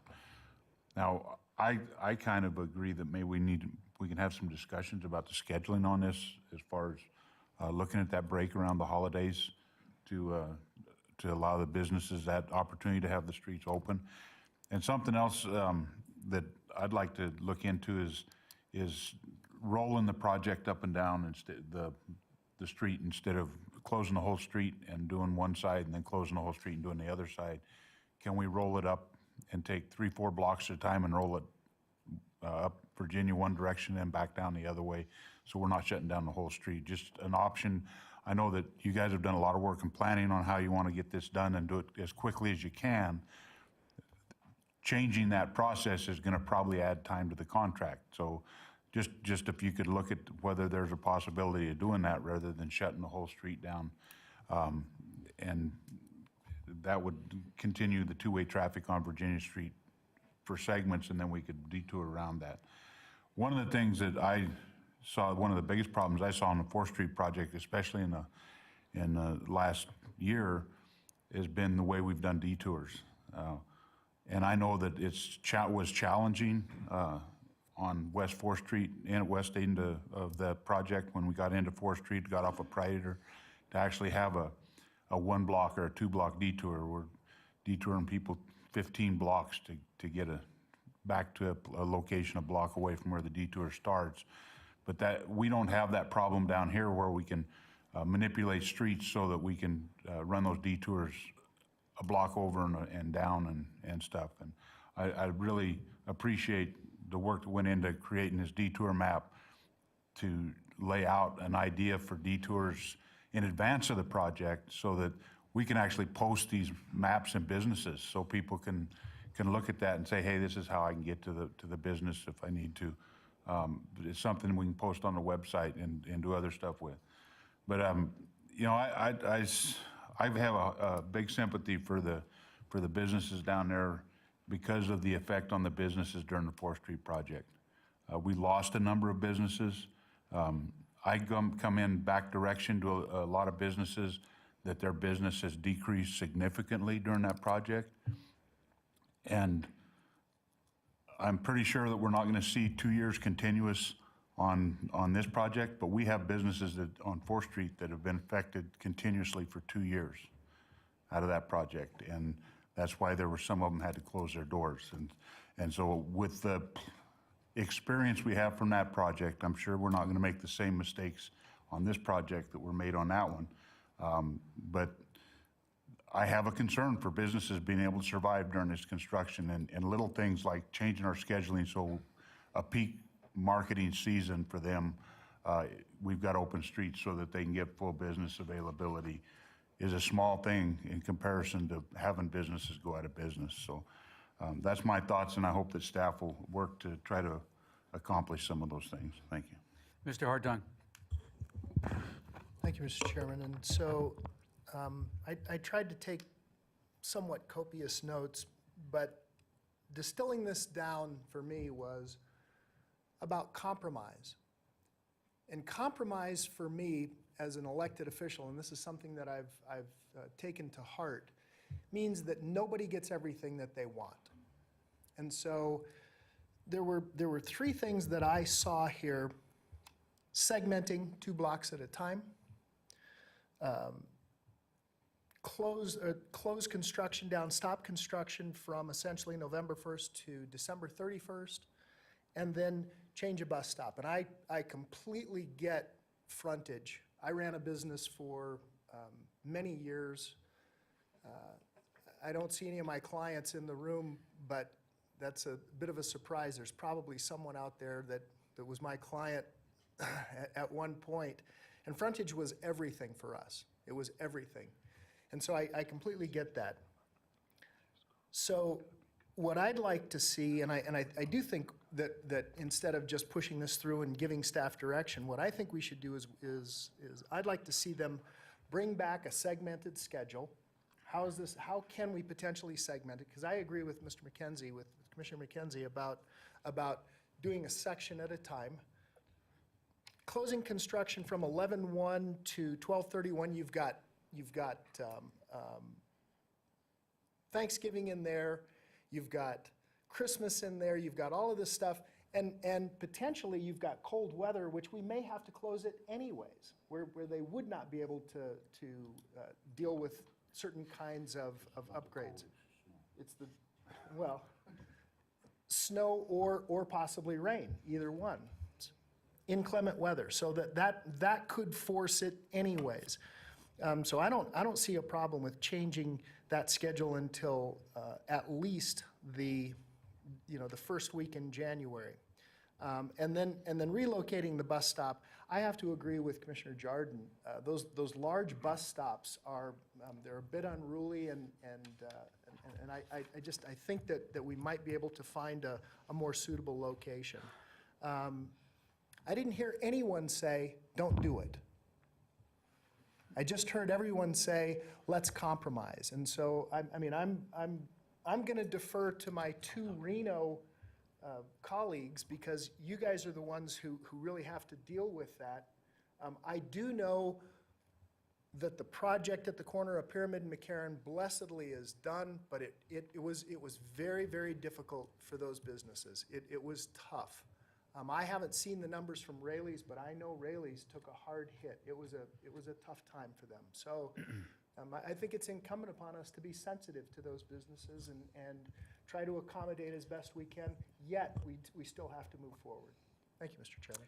Thank you. You know, for me, I was in business 42 years, and there was a couple times when I used to run the Albertsons on Plum Lane.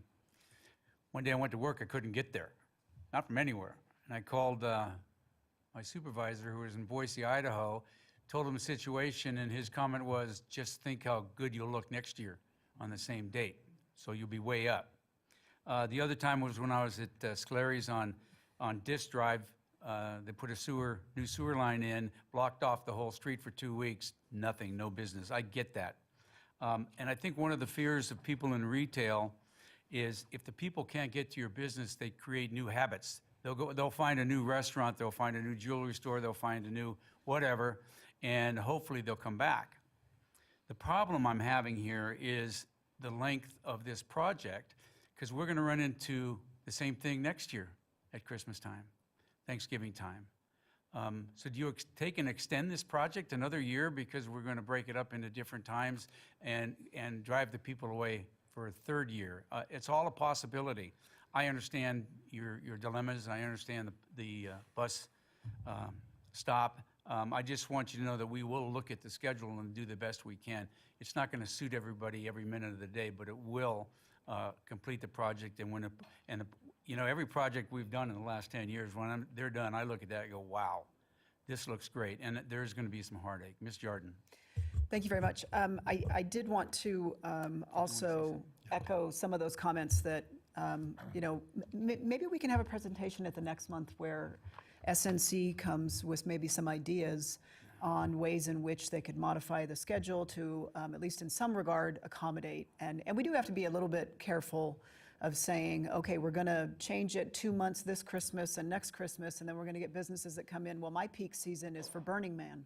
So then we're going to change that for, we just have to be careful about that, because I think I also hear from a lot of folks of get in there and get it done and get out so I can get back to my full business. So I would like to hear creative solutions from SNC. I know you guys have been going out door to door, talking to the business owners, many of which are in this room, communicating with them to try to find the best solutions.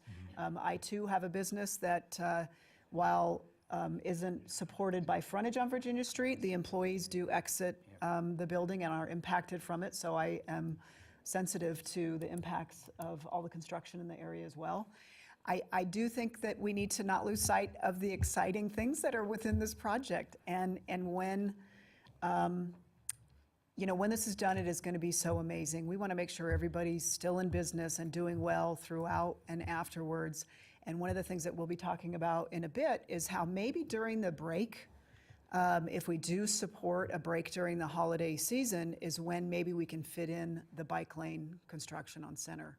So in other words, the movement on the totality of the project continues, but we can shift, and I don't believe that contract's even gone out yet, but we can shift maybe some of the construction to the bike lanes during the holiday season, but we'll still be moving the totality of the project along while we're advertising for how people get to the businesses during that time. And Center Street and Sierra Street are beautiful opportunities, and we need to do a better job of letting people know that how they access from those side streets as well. And I agree with the segmenting of the project. If there's an opportunity to do that without impacting the totality of the stretch, we should be looking at that, because I've heard that all along from Fourth Prater, and also very vocal from some handicapped folks on Fourth Prater that had a really difficult time during that project. And I did ask and was provided with a punch list from the woman that I have stayed in contact with, which we should look at and try to address on the Virginia Street project. Mr. Gibson.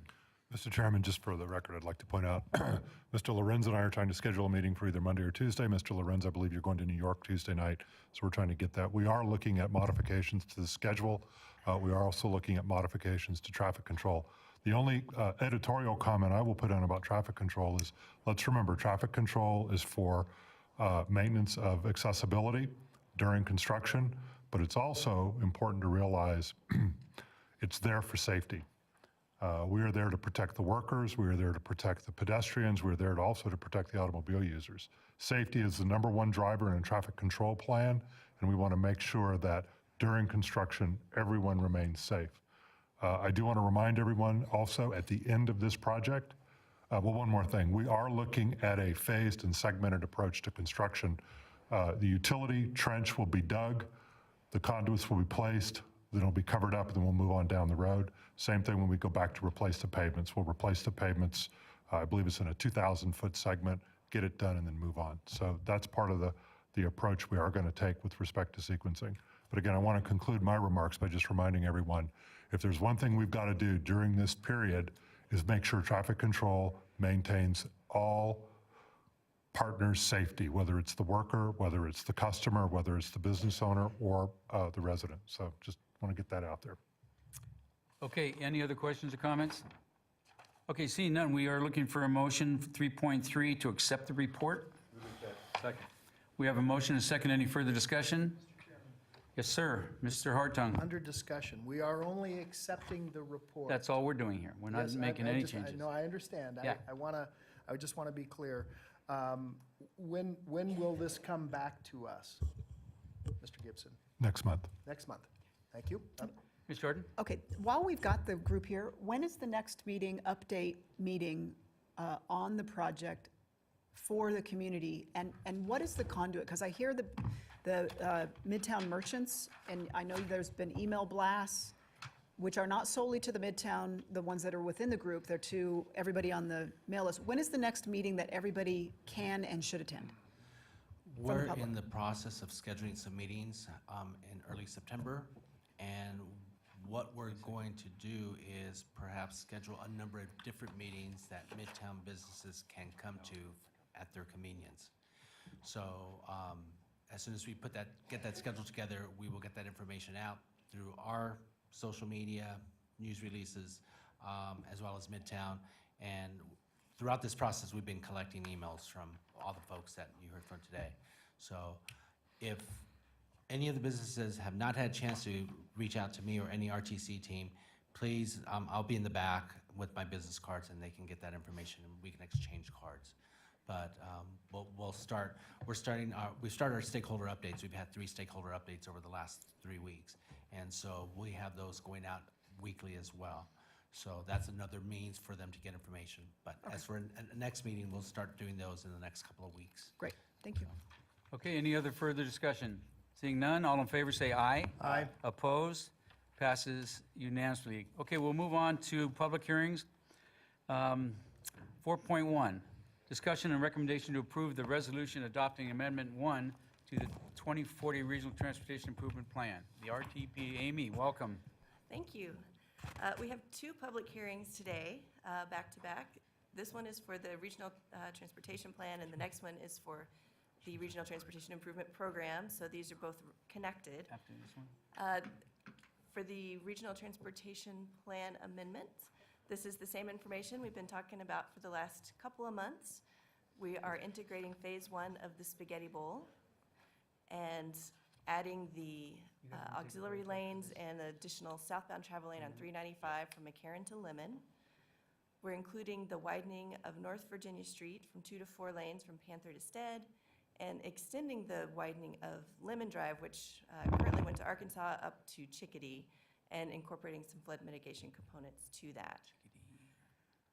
We'll also be accelerating the West 4th Street safety and multimodal improvements, adding the extension of the Lincoln Line along West 4th Street to the Transit Vision, and accelerating safety and multimodal improvements on South Virginia Street, and this is that section from the Arrow Creek and Damani Ranch Parkway intersection down to the south to the 580 interchange. And all these projects have been brought to us by our partner agencies, INDOT, City of Reno, and Washoe County. So we've worked to incorporate those. We've done the air quality conformity analysis. We work with our partner agencies to do this analysis and make sure it's vetted and approved by EPA and Nevada Department of Environmental Protection and the other partners. So we do meet our air quality requirements. We had our public comment period from July 27th through yesterday. Of course, the public hearing today, we brought this to our advisory committees as well, and they have recommended approval. We've received public comments from 2 commenters, and this has been handed out, I believe, at the dais, or will be.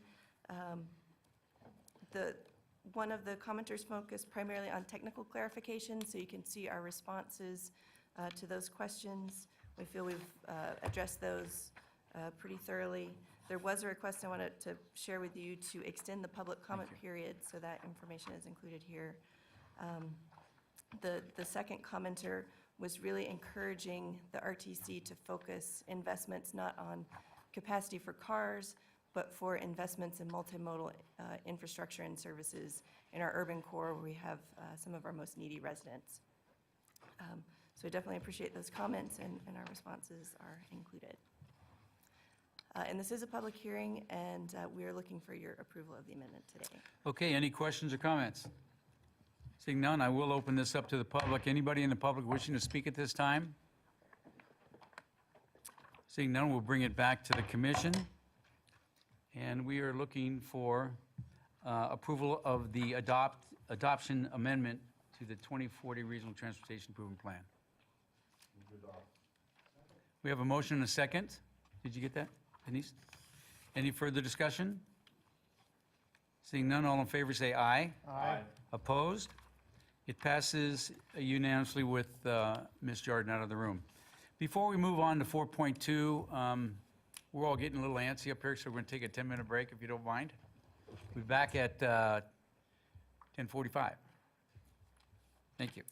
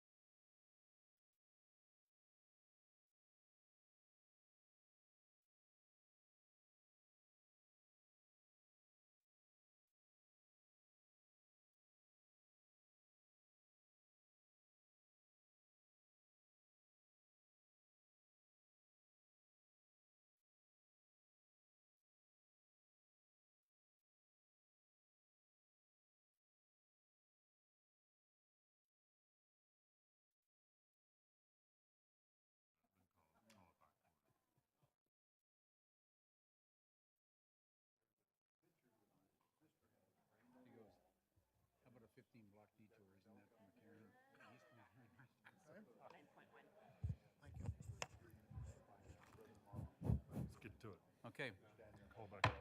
Okay, let's get back to the meeting, if you would. Thank you. 11 o'clock. Awesome. That is awesome.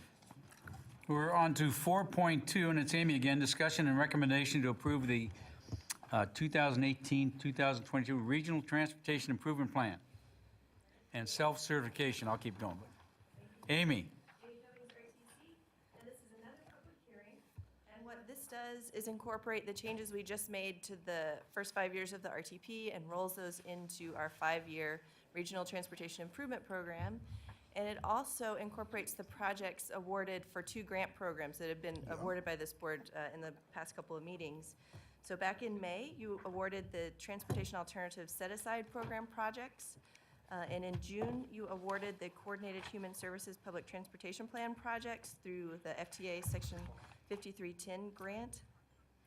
There's individual sheets in the packet on each of those projects if you want to look at those again. But those are the changes that will be incorporated into the RTIP with this amendment. And we have not received any public comments on the RTIP amendment. Okay. All right, any questions or comments from the commission? Seeing none, I'll open up the public hearing portion. Anybody in the audience wishing to speak at this time? Seeing none, we'll bring it back to the commission. Mr. Chair. Mr. Hartung, anybody else? Sorry. I had a question on the list, and this is got lots of paper here, so let me get to the point here, Amy, and I can guide you. So I'm looking at the 2017 to 21. Is that where we are in? That was the last agenda item? We're in 42. This is what happens when you have this much paper in one agenda item and you don't know That's which right. ones are which. I don't, so, okay. Well, I'm still wondering where Eagle Canyon is in this. Eagle Canyon is going to be a planning study that we undertake this fiscal year. And through that process, we will scope out the improvements and incorporate them into the next update of the Regional Transportation Plan. So what you just said in normal people speak is, Commissioner, not in your lifetime. No, it means that we haven't identified exactly what those improvements are until we do the detailed planning So study. let me tell you what those improvements are. Widen Eagle Canyon. It's real simple. From Neighborhood Way to West Calle de la Plata. We have a major issue there constantly. It's just constant. And so apparently there was a bet. Oh, it had nothing to do with you. Okay. No. Sorry, I just happened to see it sitting here. I thought there was a bet on that I was going to bring up Eagle Canyon. No. I'm going to take that back next time. Yeah. It is, this comes back to having a high school and a middle school on a 2-lane road. And I dare anyone to show me anywhere in Washoe County where we've allowed that. It's just there's a high school, but not a high school and a middle school. So we really need to move it up. And I know that Stonebrook Parkway, La Posada, and connecting through, that's all part of that. But we really need to think about Eagle Canyon. And I begged RTC when we did the first half of it from essentially Pyramid Highway to Neighborhood Way. But the second half, it's desperate. It's truly desperate. Thank you, Mr. Chairman. Thank you. Any other questions or comments? Okay, looking for a motion on 4.2. Okay, we have a motion. We have a motion, a second. Any further discussion? All in favor say aye. Aye. Opposed? Passes unanimously. Thank you, Amy. Okay, we'll move on to 5.1, Executive Director Report. Lee? Mr. Chairman, I'll be brief today, given the length of the meeting. I'd like to point out on Monday, August 20th, this coming Monday, and Mr. Marino mentioned this earlier. We will have a community meeting to present the Center and Sierra Street bicycle facility alternatives to the public. The meeting will be held at Reno City Hall from 5:30 p.m. to 7 p.m. We are expecting a large turnout for this meeting, and we've sent a notification to the bicycling community, UNR, the Virginia Street Project stakeholders, who some are still here, and through social media. So this is a very important opportunity for everyone to come out and take a listen, and for us to listen on this exciting project. And I believe we have an item later in the agenda. Mr. Dan Dunges is going to give us a quick overview of the design concept and scope. On Thursday, August 23rd, the Transforming Virginia Street Construction Block Party kickoff will be held in Midtown from 5:30 p.m. to 8 p.m. This event will take place on Cheney Street and in the parking area adjacent to Midtown Eats. This is the first of many events we will be having to invite the community to come to Midtown during construction. One of the interesting things I keep hearing from the businesses is the desire to promote opportunities to bring people to see construction. So opportunity for everyone to learn what goes on when we actually do construct a roadway. Flyers have been placed at your station. I believe, Michael, we may have some for the audience. Last, I'd like to point out we are in the process right now of updating our ADA transition plan. That's a very important document. It drives many of the roadway and transit decisions that we make here. We're planning a community meeting in September. We've not set the date yet, but once we do that, it will be communicated in the e-news board update that goes out. So with that, Mr. Chairman, I'll be happy to answer any questions. Any questions or comments? Okay, seeing none, we'll move on to the federal report. Mr. Gibson. Mr. Chairman, I believe someone higher up than I did gave the federal report a little earlier today, so I will just repeat my comment. We had a good meeting with the FTA this week. We have monthly meetings with them on the Virginia Street and Fourth Prater projects. The thing we're now awaiting, and I believe a conversation's been held with the congressman to push the administration to give us or to post or provide a public notification of an allocation. And once that allocation is done, then we can go ahead and get to the next level, which is to execute a grant agreement. The FTA expects us to execute that grant agreement in April of 2019. So we're just a few months away. That dovetails nicely with the construction schedule, making funds available and allowing us to complete the project in Midtown sooner as opposed to later. So with that, Mr. Chairman, I'd be happy to answer any. There's the report from our consultant team in the back. I'll be happy to answer any questions that anyone may have. Questions or comments? Okay, seeing none, we'll move on to the NDOT monthly updates. Mr. Malvabon. Thank you, Mr. Chairman. NDOT recently held its second round of public meetings for the I-11 Planning and Environmental Linkages project. It's looking at really what are the alternatives available, alternative corridors, and trying to get that down to a reasonable level of corridors to look at in the next phase, which would be a environmental clearance phase. Also wanted to mention that the southbound Spaghetti Bowl Express project, I appreciate just the action that was taken earlier. As I had mentioned last month, it's been a very quick process to get that in, but I appreciate the efforts from the RTC staff and this board to get it into the plan so that we can move forward with our intention of getting this project constructed.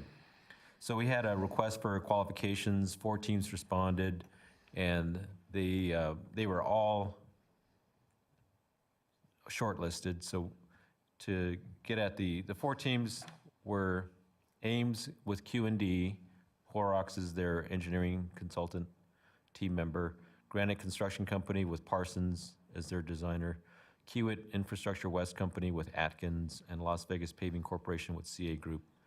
Those 4 teams will then receive the request for proposals, and we'll have some interaction with those teams to refine that request for proposals for the rest of this year. For the budget of the project, we anticipate bonding for this project, as I've mentioned in the past, and it'll be included or subject to approval of our legislative budget request. One of the things that we always are concerned with NDOT is to address the equity concerns from Southern Nevada, and this bonding that we're doing, we're also going to be bonding some projects down south so that hopefully the Southern Nevada legislators aren't concerned that there's something that they're losing out on as far as infrastructure projects that could be funded in Southern Nevada. We're sharing that bonding revenue that we anticipate being approved in our budget request. So as far as the schedule, we expect to select a team by the summer of next year, and that'll be perfect timing with the approval of NDOT's biennial budget for the next biennium. In fall of 2019, construction would begin and be completed in 2022. And this is about a $150 million roughly sized project, and there is a stipend associated with the unsuccessful design-build teams. Big news recently is that NDOT received, and Congressman Amodei talked about the need for widening I-80 on the east of Sparks up to USA Parkway. We received an unsolicited proposal for widening from 4 to 6 lanes for 13 miles from Vista Interchange to USA Parkway. It is a very kind of sensitive and confidential process to review this P3 proposal, and a lot of experts have to support NDOT for the technical review and the financial review that's required. The developer of this proposed public-private partnership has requested that we expedite as soon as possible. They were proposing to get to financial close in 8 months, but I believe that it's going for us to do our due diligence and to get everybody on board. We're fast-tracking as much as possible to get some of our consultant reviewers on board for financial and technical assistance. But we think it's unlikely that we're going to be able to meet that 8 months. But just wanted to mention to this board that we did receive that unsolicited proposal for widening, and also it includes 17 miles from USA Parkway to Nevada Pacific Parkway for general maintenance by this public-private partnership developer. So a lot of effort still to come on reviewing that, and eventually our transportation board will determine per Nevada revised statutes whether they'll accept it and go with that proposal, whether they'll accept it and go with a competitive procurement for the P3 or reject it. So a lot of work to be done, but I wanted to mention that we did receive that and we're going forward with our due diligence. And that's pretty much what I wanted to cover in the director's report. But I wanted to reiterate that we will look into that issue with the sidewalk and McCarran and ADA concerns that were expressed earlier. Okay, questions, comments? Ms. Jordan? Thank you very much. Speaking to the bonding issues for the Spaghetti Bowl project, and that continues to be our board's #1 priority. Anything that we can do to help make sure that message is loud and clear to all of our legislators and potential legislators. We want to make sure that we do that. We have not moved off of that as our main priority, including the expansion out to Trick. The Spaghetti Bowl improvements, because of the accident data that is well documented, sadly, remains the priority for this board. Thank you, Commissioner Jordan, and it definitely will be an opportunity for the RTC, either board members or executive director, to come and testify in support of NDOT's budget, and we'll coordinate that. Thank you. Mr. Hartung. Thank you, Mr. Chairman. And Mr. Malfabon, I'm wondering if you and I can schedule a sit-down and have a conversation about how we can plan and execute that third lane, that acceleration lane coming off the Hall Road. I continue to get a number of complaints, people fearing for their safety because you've got a 65-mile-an-hour speed limit in that section of Pyramid Highway, 2 lanes, and you've got fully laden triples coming off of that Hall Road that have come to a complete dead stop by law. There's a stop sign there, and they have to merge onto that roadway, and it's dangerous on its best day. So I think it's incumbent upon us, and I know that Martin Marietta is a willing participant, and so I'd like to have that conversation sooner rather than later. Thank you, Mr. Chairman. Okay, any other questions or comments? Mr. McKenzie? Thank you, Mr. Chairman. And, I just wanted to check if I heard you right. If the bonding's approved in the legislature in 2019, you're expecting a selection on that of the construction or the design build team in December 2019? So the selection would be in the, shortly after our budget closes, so it'd be in the summer of next year. And then construction would be in that timeframe of the later part of 2019. Okay. I thought I'd heard you saying that the selection would be 2019, or 2019, and construction not starting until 2022, and I was... No, it would, that's when it completes, is Okay. 2022. That makes me feel a lot better. And I want to thank you for the project that's ongoing on North 395 right now. It's getting close to completion. I think that we'll see quite a bit of relief coming around that Clear Acre on-ramp when that's completed. And traffic hasn't started flowing a whole bunch better yet, but I think that'll help a lot. Thank you. Okay, any other questions or comments? Mr. Lucy? Thank you, Mr. Chair. Mr. Moffenbaum, thank you so much again for all of your help from NDOT. I wanted to, one thing I would like to request from NDOT is a follow-up and kind of an update on the study in regards to traffic patterns and safety on Melrose Highway, where we are with that. I know we were hoping to have that completed by the end of summer and kind of get an update from you on that. The other thing I We'll want ask the team commissioner to bring that back for a formal report. Okay, that'd be great. And then one other thing I would like to is, in regards to the NDOT's beautification program, you guys have done a number of projects throughout the state to address certain challenges, and for on-ramps, I know you've completed 2 on-ramps and intersections down in the South Valleys, one at Demonte Ranch Parkway and 395, and then another one at Virginia Street and 395. How does that, can you give us a brief update, maybe in some follow-up meeting in regards to how that beautification program works, where how you identify spots along Nevada highways and NDOT controlled roads, how you guys go about that, and how those processes are selected. And there are a number of issues that have been brought up, especially in Washoe Valley, between here and the Capitol, about projects that could be, and how those are, how that grant money is allocated. That would be great. We'll do that. And just to mention that for the ones on 580, the interchanges that we've been doing incrementally, there is another project that's coming forward. We're started at South Virginia Street and kind of heading north. So you'll see that systematically we'll address each one of those interchanges. But we'll have our landscape and aesthetics staff give a presentation to this board. Okay, thank you. Rudy, and the collaboration between RTC and NDOT is very important because we work so closely together. And I just want to thank you for coming to our meetings every month and the input and the cooperation that we've enjoyed. Thank you. Okay, moving on. Public Transportation 6.1. Approve the draft request for RFP for the provision of RTC fixed route operation and maintenance.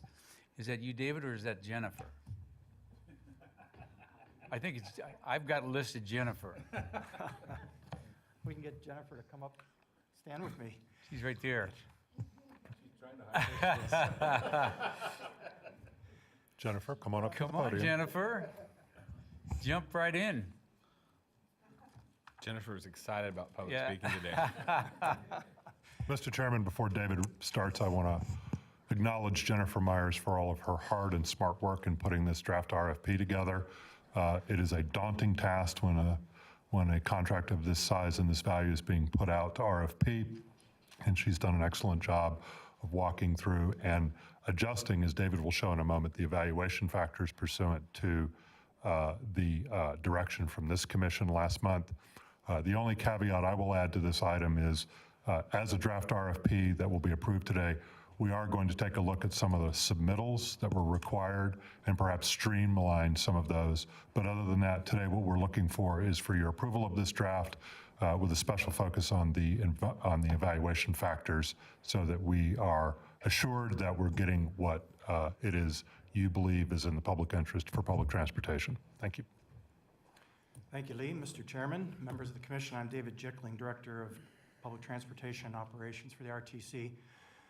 So as Lee mentioned, last month we brought to you what we felt was a pretty good draft of the document, wanting to get some final evaluation discussions, input from you on it.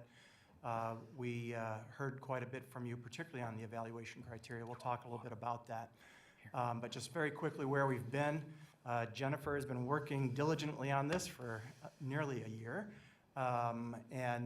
We brought to you in January some concepts to discuss of how we might be structuring the RFP.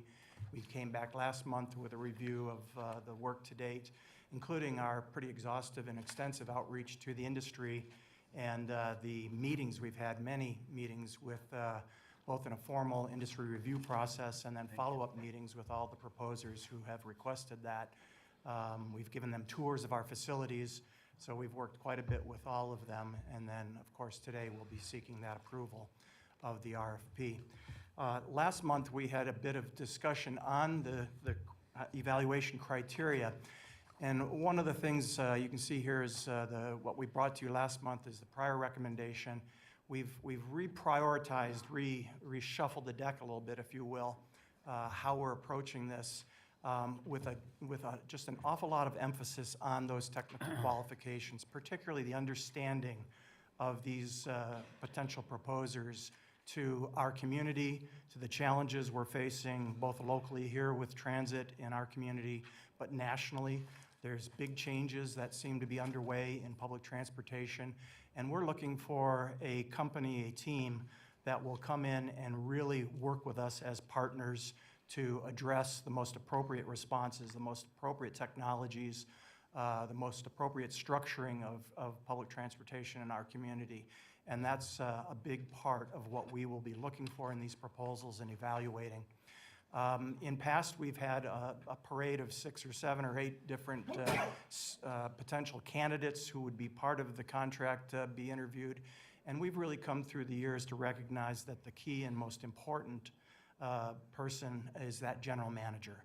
And so we're putting a lot of emphasis on bringing to us a general manager who understands transit, understands the industry, understands the changes we're facing, can work well with unions as well as their employees, will be a real leader in our community and for that system.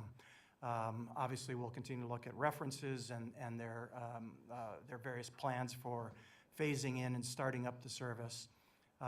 Vehicles and facility maintenance, we went through that quite a bit with you and what we're expecting there. And then one of the things that I think we heard very loud and clear from you, of course, was who are these key staff?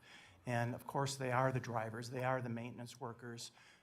And we want to make sure that we see that priority of employment. We want to see that the existing workforce that is talented and skilled is transitioned into the new contract.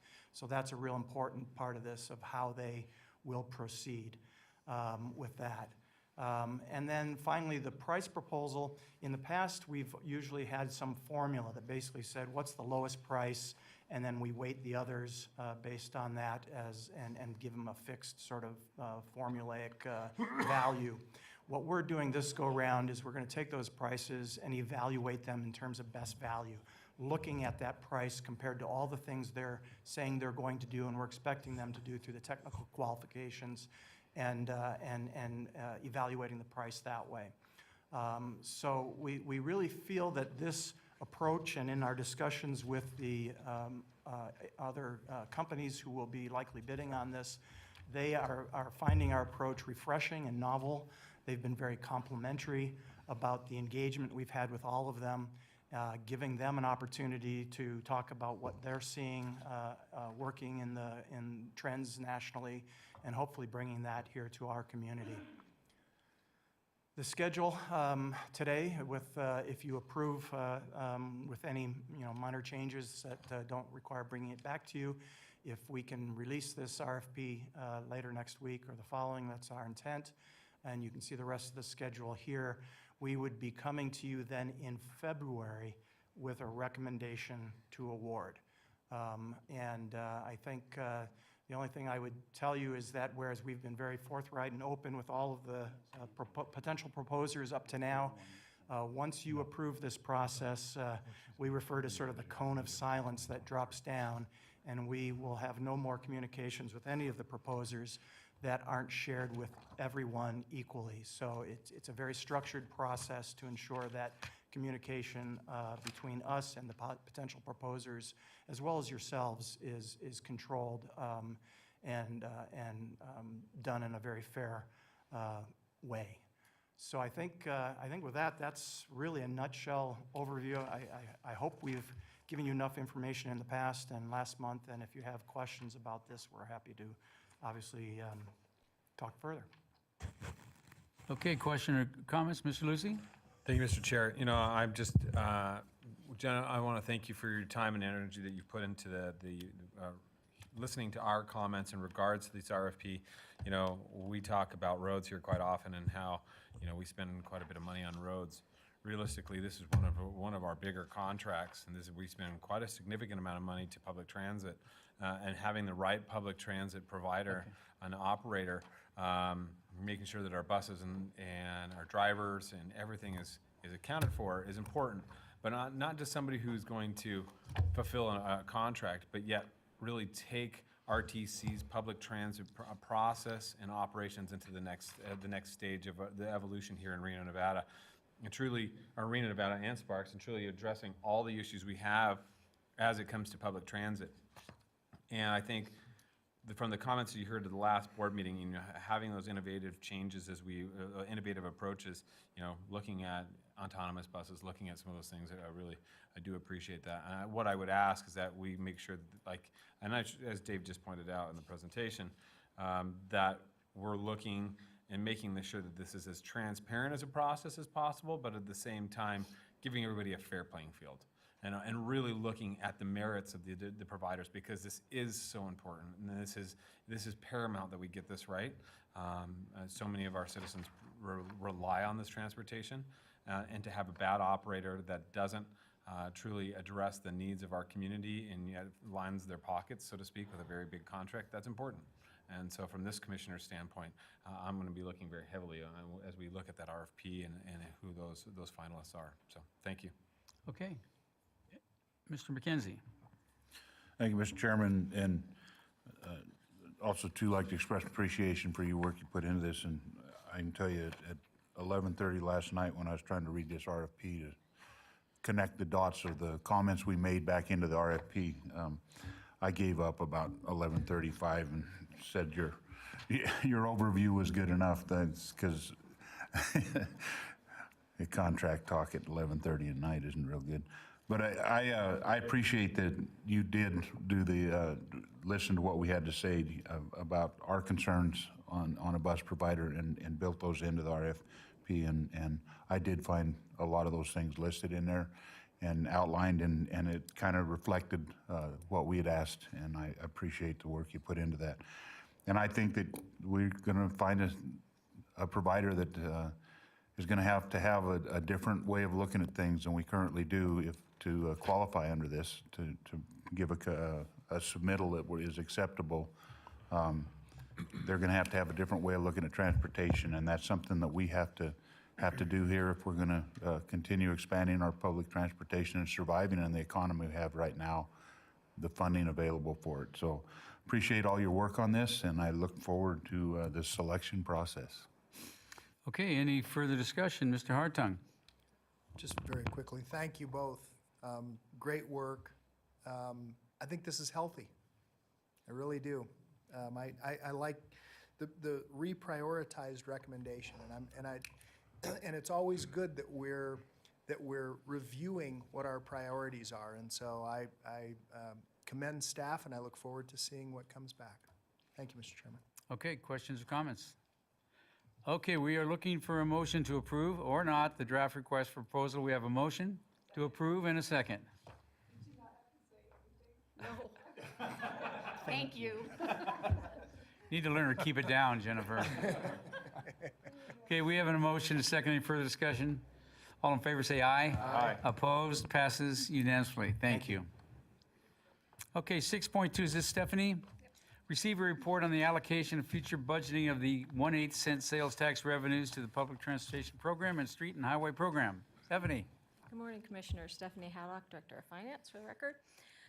So last month, when we were talking about that RFP process, part of that discussion came up that we might need at some future point more sales tax to help support that, because we do expect that costs will increase for this new contract. Costs are currently already increasing in the current contract because our current provider, MB, has increased wages across the board 20%. So I just wanted to give you some history about the allocation, the 50-50 split between how that came about. So previous board direction to staff was to do that 50-50 split when WC2 was voted on back in 2002. It was not set in policy. It was just merely a targeted goal that we always try to give 50% to the public transportation program and 50% to the sales tax program, or street and highway program. And that if we did have any variances from that 50-50 split, we brought that to you during the budget process. Historically, RTC has maintained that 50-50 split for pretty much since the sales tax went into place. Back during the recession, we did ask the board twice to reallocate some additional sales tax to the public transportation program. That was to avoid some severe service cuts. So we got through the recession by using our reserves and just a little extra of that sales tax. So in 2010, you authorized $2 million, and then in 2011, you gave the entire 1/8 to the public transportation program. That equated to about $6.4 million in that year. So since then, we've maintained that split. In 2015, we did put a Blue Ribbon Committee for Transit to explore additional resources for the public transportation system. And their final unanimous approved recommendation was for this board to allocate a greater percentage of the 1/8 sales tax to public transit and beginning as soon as 2019. Again, in this last budget, which was the 2019 budget, we didn't see the need for that. We didn't ask for that. Also at that last month's board meeting, so we wanted to see where this may come into place in the future. So you did get a chart, financial plan for the 10 years going out through this contract that they just talked about in this RFP. I gave you a bigger piece of paper because I know the one in your board report was very small and hard to read. But as you can see, in this contract, if it goes on these assumptions, and again, this is just one set of assumptions. Things will change. The one nice thing about the RFP that they didn't discuss really is that this RFP has, in the option years, the ability for us and the contractor, the RTC and the contractor, to discuss changes to the cost of that contract. And if the economy changes, and so the first 4 years of the contract are set, and then we have 3 2-year, right? Two 3-year option years. So there will be an open discussion to deal with economic changes. So we're talking about, right, based on current assumptions, we built in this table that I presented here, the 20% increase that has already occurred for all the wages and is going to be a standard minimum rate for the new contractor. So we're looking at the soonest potential for an ask is in 2023. Again, we really couldn't move that up anymore because the sales tax that we've allocated to the street and highway program is being used for the Virginia Street BRT program project. So I really can't take away from that project and give to the public transit anyway. But we're based on my projections, and if everything holds, and these are conservative projections. I've done sales tax at 3.5% average. Right now, we're exceeding, we're at 8.9 right now, and that's 2.1% over my budgeted target of 6%. So actually, sales tax is doing very well. So I think, as we move forward, we're definitely going to be okay till 2023. But as you also can see, we start to go into the red. At some point, if we don't get an additional revenue source for the public transportation system beyond this 1/8 sales tax, we probably are going to end up having cuts in the future. So that's another thing we just really do need to talk about and consider at future boards. So that's all I have, unless you have actual questions about the projection in the plan. So you're saying that even if we do flex over all that money, we're still going to be short money in Yes. 2023? Yes, based on, annual cost increase of the contract, which I estimated to be about 4% per year. We may see more, we may see less. Again, this is just one set. Every year at budget time, we reevaluate. But yes, I predict. And the other thing we have to consider is that at some point in time, all economies are cyclical, and we will have a recession. Economists right now are even starting to see the signs of that coming. So we will have a downturn in this economy at some point during this contract as well, that will probably create a need for either a service cut or trying to find more revenue for the public transportation. You're just full of good news. I know, I'm sorry. Questions or comments? You nailed it. We just wanted the board to be aware and so there's no surprises for you. Okay. Thanks, Stephanie. I'm looking for a motion to accept the report. We have a motion and a second. Any further discussion? All in favor say aye. Aye. Opposed? Passes unanimously. Thanks, Steph. Thank you. 6.3, authorize the executive director to advertise the availability of space for lease at Centennial Plaza and negotiate and execute lease agreements with successful applicants after approval of the lease agreement by the FTA. Mr. Chairman, I'll handle this item. Back in December of last year, the RTC board took an action to continue an item that was looking at the possible use of RTC space by private intercity bus service operators, specifically Greyhound. In March of this year, they have sold their site over, I believe it's on 2nd Street. So this action today puts us in the position where, as required by 49 USC 5323R, entitled Reasonable Access to Public Transportation Facilities, we as an agency cannot deny reasonable access for a private intercity or charter operator to federally funded transportation facilities. This item today will allow us to begin the advertisement process and enter into leases with any and all applicants who come on a first-come, first-served basis to use our space.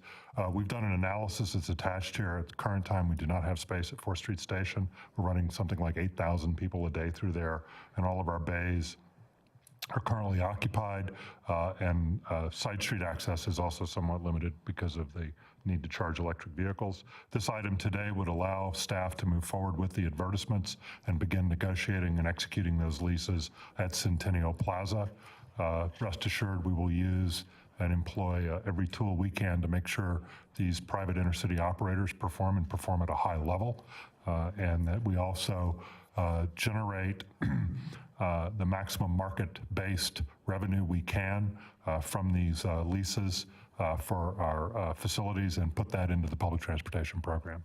With that, Mr. Chairman, staff recommends approval and be happy to answer any questions. Dale, did you want to add anything on the legal ramifications? Not at the moment, no. Okay.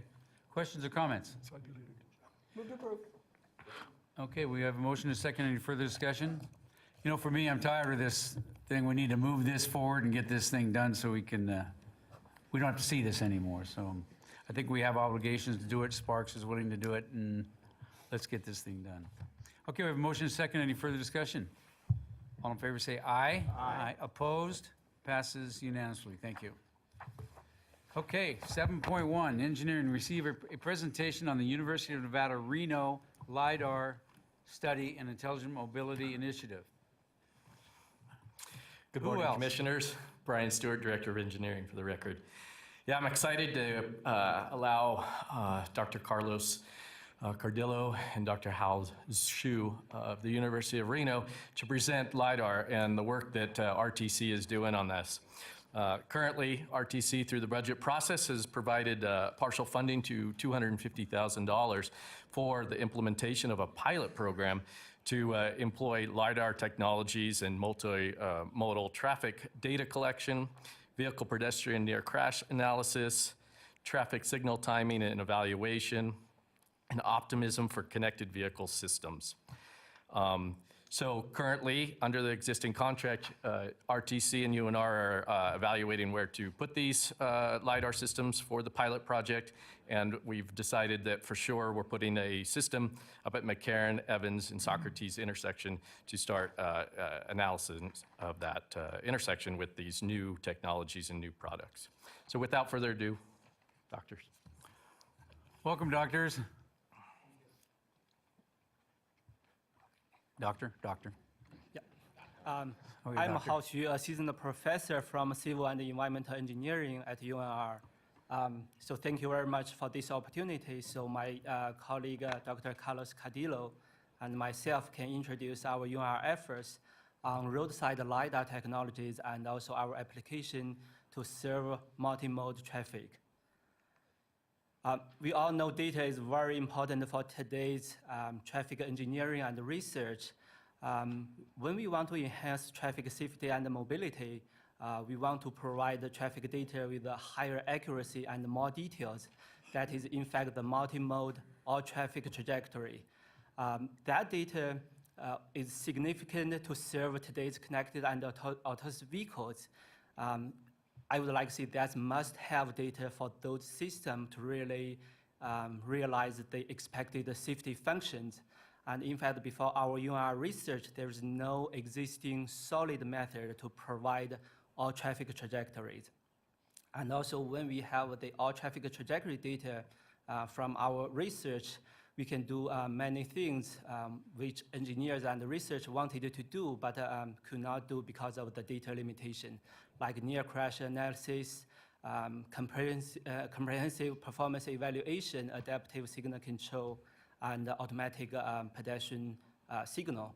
So there are so many applications here from the all traffic trajectory. So here I have a picture to show the trajectories we extracted from our system and show the different possible applications. So we already have many different traffic sensors, but our traditional traffic sensor really cannot provide data with the required accuracy and details. That's why we consider to use LiDAR sensors. It's light ranging and detection technology. There are many different LiDAR sensors for mapping, for survey, and for autonomous vehicle. What we are using in our system is the 360-degree rotating LiDAR, exactly the same sensors used by autonomous vehicles. There is some very unique features from LiDAR sensor. First, it can scan 360-degree, give very good high-resolution accuracy of cloud points of surrounding objects. Accuracy is about 2 to 3 centimeter. And it works day and night without influence of light condition. And right now, we can easily combine multiple LiDAR sensors for extended detection range, like for 1 mile road. We can continually see the trajectory of every vehicle or pedestrian. And also, LiDAR technology was well validated in today's autonomous vehicle testing. So here I have a short video to really show what the LiDAR data looks like. Could you play that? Yeah, never mind. So basically from the cloud points, I just overlap the LiDAR data and Google Map to give a better visualization. In the continuous cloud points, we can see exactly the location and the movement of vehicle pedestrians. So based on our data processing, we can extract trajectory, high accuracy trajectory of everyone on the road. Considering deployment methods of roadside LiDAR, we have two methods. One is permanent installation on existing infrastructure. Permanent installation can give a continuous data input to traffic signal, pedestrian signal, and broadcast information to connected and autonomous vehicles. We have 4 pictures on the right to show our really first pilot deployment of LiDAR sensors permanently installed at our intersection in Reno, the 15th Street and Virginia Street, for our research and test. The second method is a portable platform.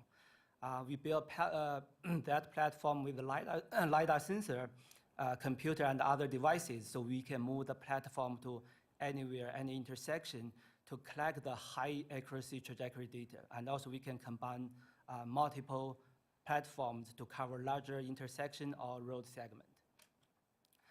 So when there are many really important applications of roadside LiDAR technologies, based on our current UNR technologies, in the near term, we can offer the service like provide pedestrian vehicle trajectory data at any intersection or road segment, can do intersection near crash safety analysis to improve pedestrian and vehicle safety even before any crashes happened, and automatic RFB signal timing evaluation and retiming. And we also want to collect the work zone trajectory data to really see the mobility and safety issues around the work zone and to improve the performance. For the long term, it's really more exciting. UNR is working with the RTC and City of Reno to really build a testing bed along 1 mile segment, North Virginia Street. So along this segment, we are going to install LiDAR sensors on roadside. They detect movement of every road user. Then we have connected vehicle technologies, broadcast information to any autonomous vehicle or connected vehicle on this road, so they can immediately benefit from the roadside data to make the current autonomous vehicle and the connected vehicle safer, to get all the required information. So right now, RTC has been helping UNR to move the innovation in research environment to our actual roads to benefit our community multimode traffic. So right now, RTC and UNR are working on project agreements. So for the phase 1 agreement mentioned by Brian, the major purpose, first one is prepare for implementation of the 1 mile living lab with all the sensors, communication technology ready. So this will really be an innovative system worldwide. So we didn't hear any other city or other countries doing this. At the same time, we will invest every intersection and test different LiDAR sensor communication device to make sure we have a very detailed, solid plan for the full implementation of the 1 mile living lab. At the same time, we will use our LiDAR sensors and processing method to provide the unique trajectory data and analysis to RTC's engineering work. So I have a few pictures here. So 3 pictures show the deployment of LiDAR sensors at a different intersection, different scenario, like a signalized intersection, stop sign intersection, and pedestrian crossing. Distance between those LiDAR sensors is about 400 to 500 feet.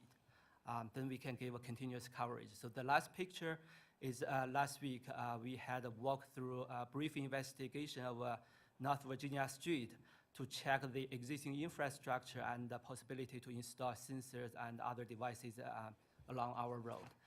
In phase 2, we plan to complete the whole 1 mile living lab to have all the expected function.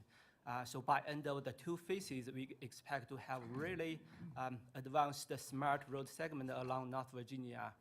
We will have LiDAR sensors at each intersection, between intersection, and broadcast all the high accuracy information to our road users and implement advanced safety and mobility functions. I'm going to give the presentation to my colleague, Dr. Carlos. Good morning. For your record, my name is Carlos Cardillo. I am the director of the Nevada Center for Applied Research at UNR, a center that is sponsored by the Governor's Office of Economic Development, and we're using State of Nevada Knowledge Fund at the moment. So what Dr. Su presented is basically cutting-edge technology, and what we're trying to do on this Virginia Street corridor, which is the continuation of the proof of concept we already have at the Virginia Street and 15th Street intersection, which to our knowledge is the first LiDAR-based type of intersection instrumentation in the world. This project has gained a lot of national and international attention because of this, and we see a lot of replication of this general idea. The Virginia Street Corridor basically will be a whole line of instrumentation that goes beyond the LiDAR. We are planning to do short-range communication, DSRC, and additional sensors from partners that are coming to work with us. The intersection itself basically is gonna provide safe and efficiency. Here, the entire project is not related to autonomous vehicle or is not related to just connectivity. The whole goal here for everybody is to be safe, be more efficient, improve the pedestrian and bike safety in each intersection, and have the possibility to have continuous data, real-time continuous data, and the ability to build an eco-drive and collision avoidance application to the entire segment. This project is going beyond, as I mentioned, just the instrumentation of intersection. We have one of the Proterra buses owned by RTC that is fully instrumented with all the sensors that are required to have in an autonomous vehicle. Now, these sensors are collecting data on the Virginia Street Corridor, what is known as the Sierra Spirit Corridor, one of the many RTC routes in the Reno-Sparks metro area. And the reason is to collect enough data and get to know the environment on every day of the week, every week of the month, every month of the year, and the different seasons. So we have the researchers working on this particular project under a very tight collaboration with RTC to have this data collection and create this safe environment that I mentioned before. Now, the drive is being driven by professional drivers. Our goal is not to make this autonomous, at least in the next couple of years. However, the university also has an autonomous car, a hybrid vehicle that is fully instrumented with the same set of sensors that we have in the bus, and that is the proof of concept on autonomous vehicles going through the corridor once the corridor is fully instrumented.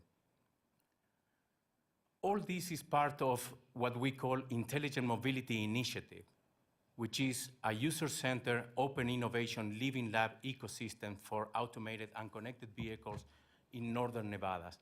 This is, as I mentioned, a project that gained international attention, and we have a lot of partners coming in after we had the initial coalition of stakeholders that was between RTC, the university, the city of Reno, and Proterra.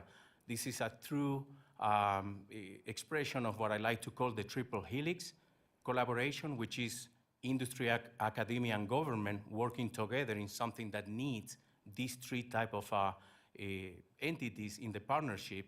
And RTC has been instrumental, and we had this partnership that is just keep moving forward. The city of Reno has been instrumental, and we have the industry partners now coming on board, like Proterra, Switch, Dell EMC, and a handful of sensor companies that want to come and test here in Reno, have a base in Reno, and bring economic development to the region. Intelligent mobility, I just presented a kind of a snapshot of what we're doing, is a comprehensive program that is looking at the communication network. We're going to be using the fiber optic from the city of Reno that is in downtown. We are creating a team of data miners. We are using the high-performance computing facility from the university that is housed at Switch. We're using Dell EMC capabilities to create the data architecture to handle this massive data lake we're going to be receiving. And on the other hand, we're also looking at the positive impact, the socioeconomic impact that this implementation will bring to the city landscape. We are working with the political science group at the university. We're working with the geography group, and they are looking at this impact. And at the same time, we're looking at the direct legal and regulatory implication that the use of this technology in a city landscape like Reno or Reno-Sparks metro area will have. Our goal is to have what we can create on the Virginia Street Corridor replicated to all the other routes that RTC has in the Reno Sparks metro area, and have the city interconnected with these corridors that may be able to handle autonomous vehicle, but also non-connected vehicles, because the information that the LiDAR intersection is able to provide is essentially what's going on at the intersection, and send that information to every vehicle that is connected at the moment.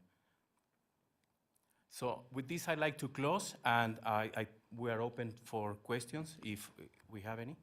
Thank you for that presentation. I wish I could say I understood all of it, but very, very good work. Questions, Mr. Hartung? I do. I actually was paying attention, but I was trying to read about LiDAR, and it has to do with lasers. Can it see through fog and snow and clouds? Or does it have to be clear? Do you want to take that? Yeah, so we have already tested in Reno during snow weather or rain weather. No big challenge for that one, but we didn't really experience like the fog situation. What we learned from the technology perspective, fog can bring a big influence to the LiDAR, to laser beam. Okay. Yeah. So to that end, I'd like to add, we are doing some testing at the Applied Research Facility. We have a high bay area, and we have fog machines that are being used once in a while, Okay. so the researchers can understand what the reaction will be. One thing that I'd like to mention is the Reno and this region has this potential for sensing or testing these sensors in the 4 seasons. So we can have snow on the ground, and Right. these sensors are gonna behave differently. Like the bus is instrumented not only with LiDAR, but it has cameras, radar, and other sensors. And we have a cutting-edge research on 100 degrees on the summertime and snow on the ground during winter, which is giving us an advantage on the research we're doing. As usual, UNR at the forefront. Thank you. Any other questions or comments? Ms. Jordan? Thank you very much. Mr. Gibson, I think you indicated that this technology may help with the safety issues at North McCarran and Sagittarius? This technology and the equipment that it uses affords us an opportunity not only to improve safety and information between drivers and infrastructure at that intersection, but across all intersections and through our transit system. And I think the purpose of this program really here is to lay the basic foundation of how that research is going to come into play with respect to future program investments. And that's our intention through our ITS and our traffic signal upgrade program. So this is research that's going to get put into the ground, or I should say, put on poles near the ground. So that's my next question. You've got this instrument, the LiDAR instrument, and it puts out their radar, whatever you want to call it, long range. Is that long range considered the whole intersection? And then everybody, like the buses would be hooked up. Would anybody else that has that technology aboard their vehicle, would they be able to use that also? Or is it just for, our buses? Oh, okay, so in our system, it's for all the users. So definitely any driver, if pay for $1,000 or $2,000 to get a device, receive information, they will benefit from the new technology. But still, we connect the sensors to, in the future, connect sensor to traffic signal controller and the pedestrian signal to automatically trigger like a pedestrian crossing signal. Okay. Or optimize the traffic information. So the benefit is not only to new technology users, but really all the road users on our roads. So do you have to put this technology at every intersection, or just major big intersections, or how would you do this? So in our living lab testing environment, we want to have the 1 mile every intersection. Even between intersections, we have this sensor to give a continuous trajectory and information of every spot. Okay. I mean, like if RTC or city has any specific intersection has a safety issue or mobility concern, definitely even only sensors at that intersection can still benefit the safety and the mobility. Okay, thank you. Ms. Jordan? Yeah. Yeah. Yeah, I got it. Mr. McKenzie? Thank you, Mr. Chairman, and I picked something up that I found kind of interesting with the mobile LiDAR system is there's an opportunity for us to do traffic evaluations throughout the community to help us with our traffic studies. And we're talking about traffic studies for the southeast, that this could potentially help us with not only recognizing the volume of traffic, but the speed that traffic's going, the way they're acting at intersections. It's just the potential of it to replace a guy sitting in a vehicle trying to figure out what's going on around him is huge. And I'd like to see if we can maybe implement or move that into some of our traffic studies that we're doing to try to help us evaluate where we need to make traffic improvements within the community. Mr. Lucy? Thank you, Mr. Chairman. You know, and to exactly, it was one of my comments I was going to make right up to Dovetail after Commissioner McKenzie's discussion, is that, you know, one of the challenges that we have here, at least in the region, is that consistent data, constant data of evaluating a multitude of our intersections for updated traffic studies and how those intersections are operating with the light signals. So I would like to see that, because we always continuously wait and spend a significant amount of money to study these intersections, but for an upfront cost, we can have some real-time data. Is that something that LiDAR has the capacity to do on an ongoing basis, that you know it collect data to that sort? Yes, so right now we have already implemented offline data processing. So what we are doing is really real-time information. In the future, UR will have a center to share with the RTC and the city. We could see all the real-time trajectory and real-time traffic information from intersection. Great. And then one other question that I have is that, you know, what challenges have we seen with LiDAR thus far? I know that obviously the technology still, I wouldn't say it's in its infancy, but still is newer to the market and newer to its impact in the region.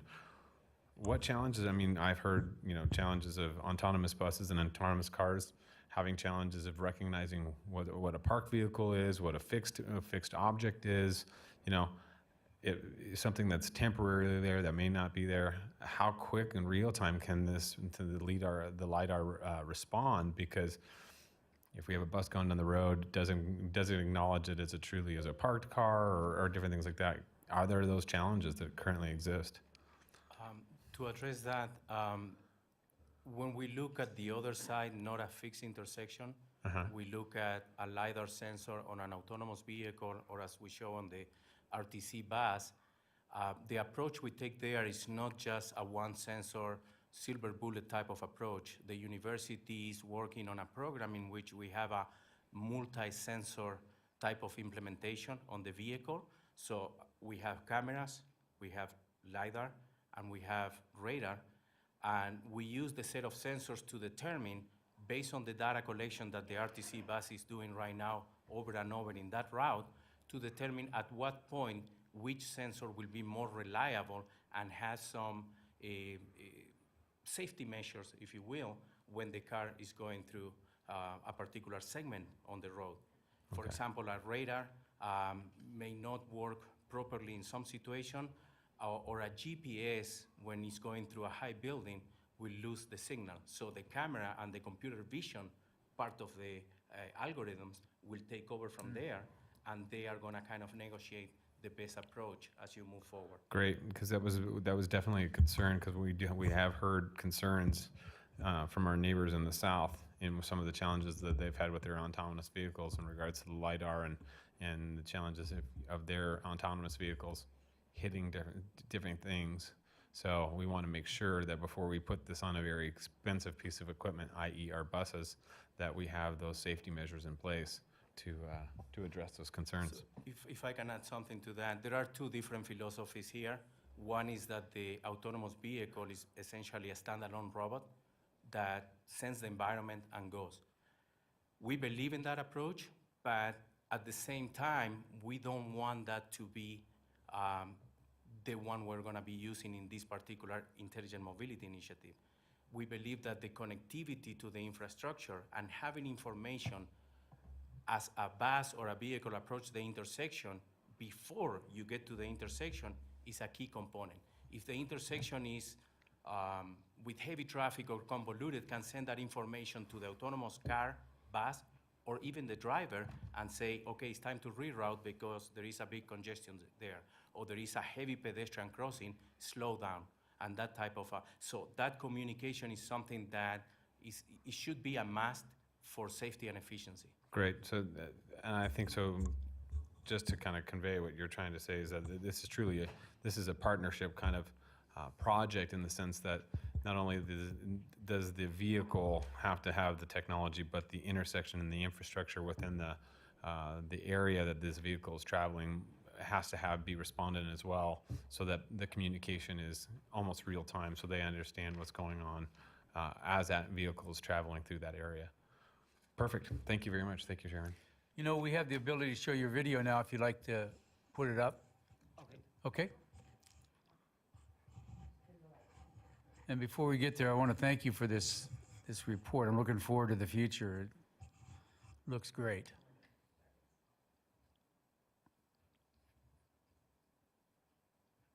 So this is just continuous LiDAR data that generated cloud points. It's really real time. Frequency is about 10 hertz to 20 hertz. With every point is 2 to 3 centimeter accuracy. Wow. No, not live right now. Yeah, it's recorded LiDAR data. Yeah. That's Virginia Street in 4th. No, 15th Street and Virginia 15th. Street. Oh. Yeah. Okay.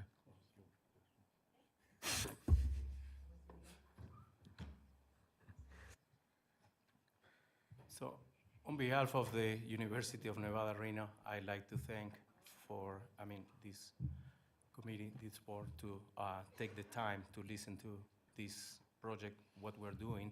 And I'd like to thank RTC and Lee Gibson, mainly Dave and the entire team, for the solid partnership we were able to create. This is not possible to move beyond the research if we don't have the City of Reno and RTC fully involved as we are.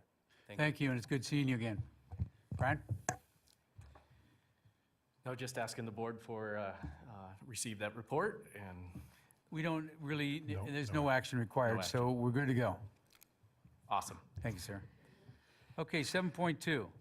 We took that off the agenda. We took that off? Okay. 8.1, acknowledge receipt of a report on the bicycle facility alternatives analysis for Center, Sierra, and Virginia Street. Welcome. Good morning. Thank you, Mr. Chairman, members of the commission. It's still morning, I guess. Dan Denges, RTC Planning Manager. I'm going to present an analysis of different types of bicycle facilities that would connect the university to Midtown that we've been evaluating with the help of our consultant team. So what you see here is kind of the general project area that we're looking at. The different lines on the map represent our current bicycle network facilities. And you can see there's a bit of an absence from the north part by the university down to Midtown. And so this study really looks at how we can better connect those two areas of town. So we evaluated 4 alternatives. First one being a 2-way cycle track on Center Street, and I'll get into more detail on all of these, but this basically will run from 9th Street down to Virginia Street, where Center hooks in there. We also looked at 1-way couplets on, for a cycle track on Center and Sierra. Center being the same project limits, and then on Sierra from 9th down to California Avenue. We also looked on those same corridors, looking at bike lanes, and then also a center running cycle track down Virginia Street. And some of the factors we looked at were evaluating against were the estimated costs of each of these, maintenance considerations, existing roadway capacity, what the parking impacts would be, and also level of traffic stress, which I'll get into here in a little bit. Next slide, actually.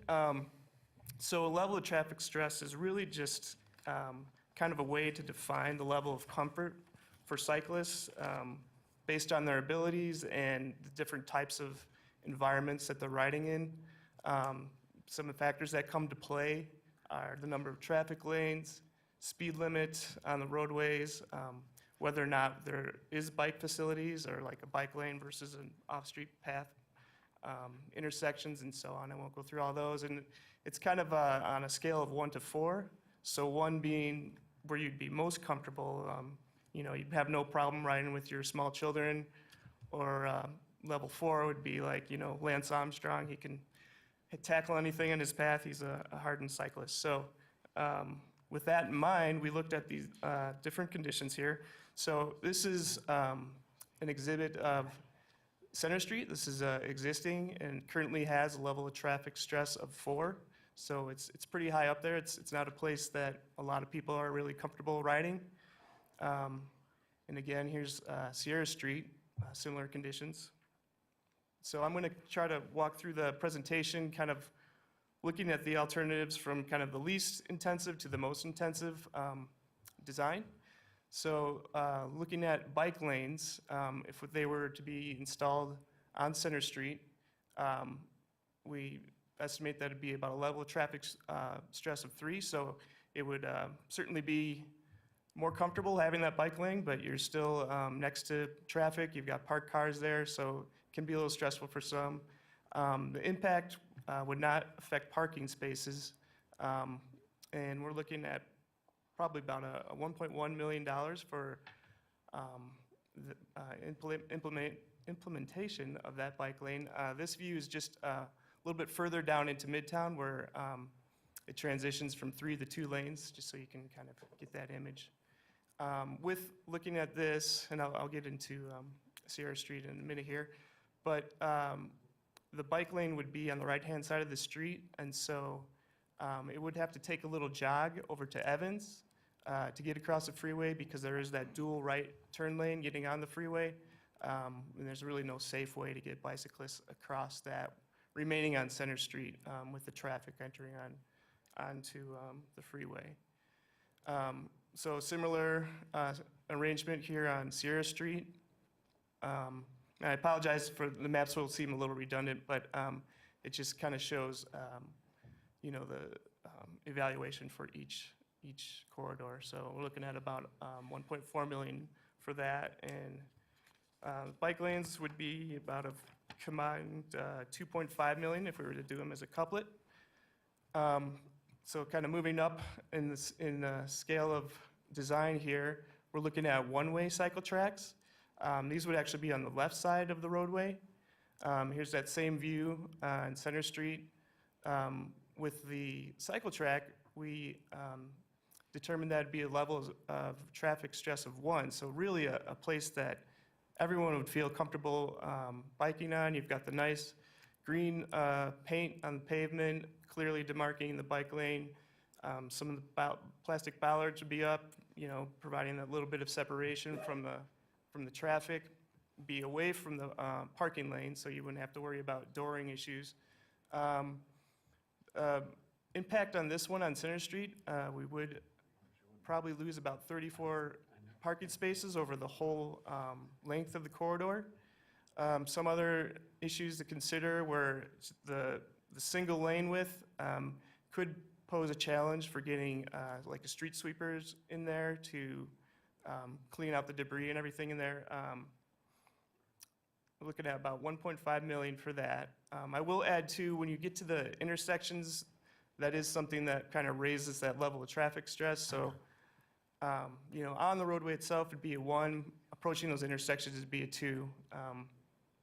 And this again is that same view down in Midtown. This just shows kind of where those parking spaces would be impacted. Those areas in red, and they're kind of called out a number of spaces. Then working our way over to Sierra Street, again, a similar setup here. So on Sierra, it would really only impact 4 parking spaces. And again, for a combined cost for the couplet, we're looking at about 3.2 million on that. And lastly is the Center Street 2-way cycle track.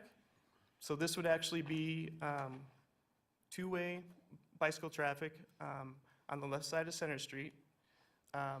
Basically, similar to the other ones I just showed you, except obviously it would be a wider footprint. And we're looking at 2.8 to 4.8 million. The reason there's a range there is because this configuration would require some signal modification to the traffic signals. Mainly because if you have people making left turns on Center Street, there's got to be a way to phase that so that you can have the bicyclists going through. It'd be, I guess my best analogy would be if you were to hit the walk button at a crosswalk, you know, left turns are not permitted until that signal is allowed for pedestrians to clear. So it'd be a similar situation. It's definitely wider for to get street sweepers in there, and I don't mean the kind that kind of take on the whole street. They do make them smaller to address these, and I believe the city of Sparks uses one for theirs on Victoria Avenue, which we've kind of been looking at as kind of a lessons learned and, you know, what best practices are for that. Again, this is the view further down Center Street in Midtown. And this kind of just shows, again, where the impacts to the parking would be on these. So with that, we have presented it to our advisory boards. The feedback we've gotten thus far is overwhelmingly in support of the two-way cycle track. As you heard earlier a couple times, we'll be having a public meeting next Monday at Reno City Council chambers. And then after hearing your direction today, we want to bring this forward to Reno City Council at their August 22nd meeting. We are hoping to bring it back here, and based on what feedback we received from them and also the public meeting, either October or November to this board. Whatever, you know, comes out to be the preferred alternative, looking at between the winter of 2018 this year and next summer to implement engineering, and then hopefully construction summer or fall of 2020. And I did want to just acknowledge Cole Pfeiffer. He's our planner. He created a lot of the images you saw up there and has just been really instrumental in receiving feedback from interested public and stakeholders. And he is the project manager on this, so just kind of wanted to acknowledge him. And I'm happy to answer any questions. Okay, before we get into discussion, I do have some public comments, so why don't I open that up and open up the public comment. Andrew Samuelson, are you still here? Come on down, Andrew. Welcome.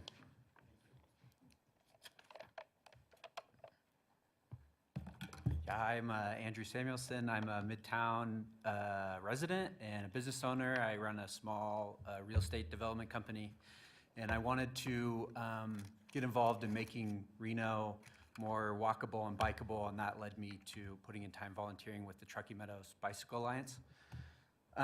So in that group, we kind of came up with a similar idea to this, a pilot project for two-way protected cycle track on Center Street, and did some outreach to businesses, to individuals that live there, and we ran a survey at UNR, and we've got really overwhelming support for the two-way cycle track option. At UNR, the key piece of data from our survey, we asked if people would ride from UNR to Midtown using a regular bicycle lane, and 20% said that they would. When we asked if it was a cycle track, 80% said they would. We've also done a bunch of business outreach to businesses on or nearby the cycle track and asked them to provide us a written letter of support. And we've had some really major businesses and institutions provide that letter of support, which we've given to Cole, and I can also provide to this body if you guys want. Some of those are the UNR Provost Office, Patagonia Retail Outlet on Center Street, Renaissance Hotel, a bunch of Midtown businesses that are on this list, offices, including restaurants. And then there's also been a bunch of surveys, the Reimagine Reno surveys, TMRPA surveys say we want to build up and not out. And this project would be a really great way to affect that. So I feel like there's really, there's a demand for this. And I guess the next question is, can we do it? Can we do it on Center Street? And Center Street's kind of a not very nice place to walk and ride right now, as evidenced by not very many people walking and riding on it. It's super under capacity. And so I feel like people, when they're driving on it, they treat it like a freeway. They go really fast. And it was nice to see the quantitative measure of that in the level of traffic stress. That's a 4. That's really high. I'm the demographic that rides in that situation, and I don't ride on Center Street. So it's what we have is an unsafe environment in a place where we really want to maximize our investment at the ballroom and the event center and by the stadium, all these places, Midtown. We really want to see people walking and riding. Note on parking, some of those red lines where parking was going to come out are right in front of the Patagonia outlet and Renaissance. They've given us written support for the cycle track. And then I guess a final note is I really feel like the cycling community and myself as a resident has had a seat at the table, and I just want to say thanks for that. It's been really great to be able to actually talk to you guys and participate. So thank you very much. Thanks, Andrew. Anybody else in the audience wishing to speak at this time? Seeing none, we'll bring it back to the commission for questions, comments. Ms. Jordan, Thank you. don't hurt yourself. Knocking stuff over here. Thank you very much for the, we have public comment. Oh, go ahead. Give your name for the record again. And Ethan Clift, thanks, Chairman, and thanks to you guys so much for just involving the community in this. This has been amazing to see the speed at which this has taken its course and the input that we've all been able to give. So thank you. This has worked as best as it could possibly work in any jurisdiction, I believe. So I am representing Lime again, and we are very supportive of the two-way cycle track, which was option 1 that you saw. Option 3 is also a great option. Option 2 we are against. And the reason is, as good as the Evans Street project has been recently that RTC completed, anecdotally, at least from driving on it, and Andrew and I talk about it frequently, the folks that are driving or that are riding their bikes on it are similar to the folks that you would see, like the bike couriers in New York City. But you will never see a gentleman like this with his child and 2 children on his bike. And I think that's really the end goal that we'd like to see is more families feeling safe to ride around town and to be patrons of our local businesses. And so for that reason, we are very in support of number 1 and 3.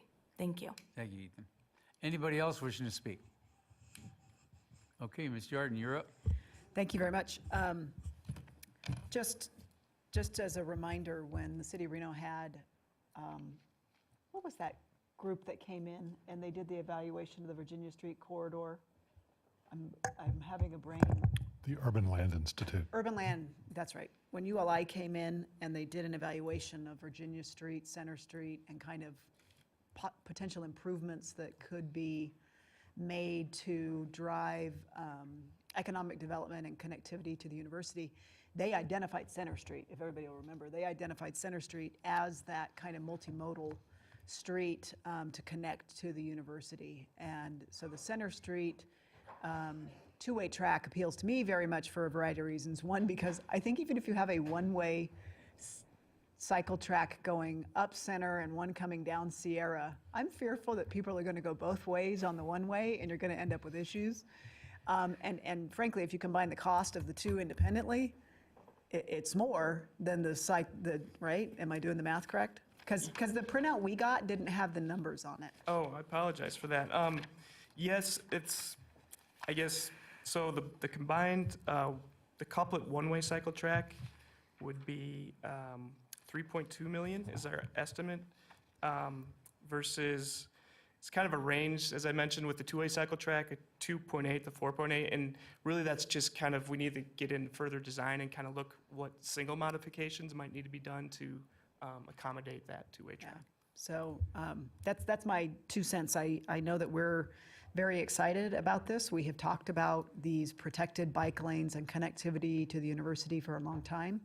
And this is exciting that this is before us, and I agree that RTC has done a great job of moving this along quickly. I do know that we're trying to see if we can squeeze maybe some of the engineering at least in during the Virginia Street Corridor project. And I know the university is very excited about it. Its student body would like to have that designation of a protected bike lane, and this is exciting stuff, so thank you. Okay. Yep, go ahead, Mr. Hartung. Thank you, Mr. Chairman. How do we stop people from riding on the opposite side of the street on the sidewalk, or on the sidewalk in general? How do you curtail that? That's the million-dollar question, I feel. But Okay, you know, so if you answer it, will that pay for this? that would be great. You know, all I can say to that is, you know, it's probably a combination of enforcement and education. Okay. As part of Lime coming to town, RTC kind of committed to helping educate people kind of proper bike etiquette, I guess, specifically the Lime, but we do have a lot of safety and outreach programs where we do try to highlight some of those issues, like our Vision Zero campaign. That's really more pedestrian focused, but at the same time, we're constantly looking for ways to get that message out to help people understand really what they Okay. should and shouldn't be doing. No, and I understand, and I'll also wonder when we start putting these things on, how do we, or in place, how do we stop the Lime clutter?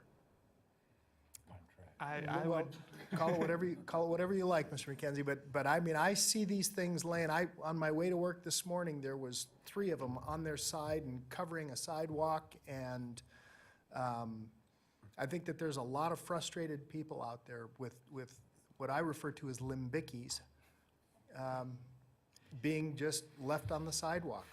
yeah, I believe City of Reno has contact information for a person on city staff, but also you contact Lime directly. I don't want to speak for Ethan, but yeah, I do know they've been pretty proactive in responding to concerns about various issues actually with the bikes, and they do seem pretty responsive in addressing those as well from what I've heard and seen.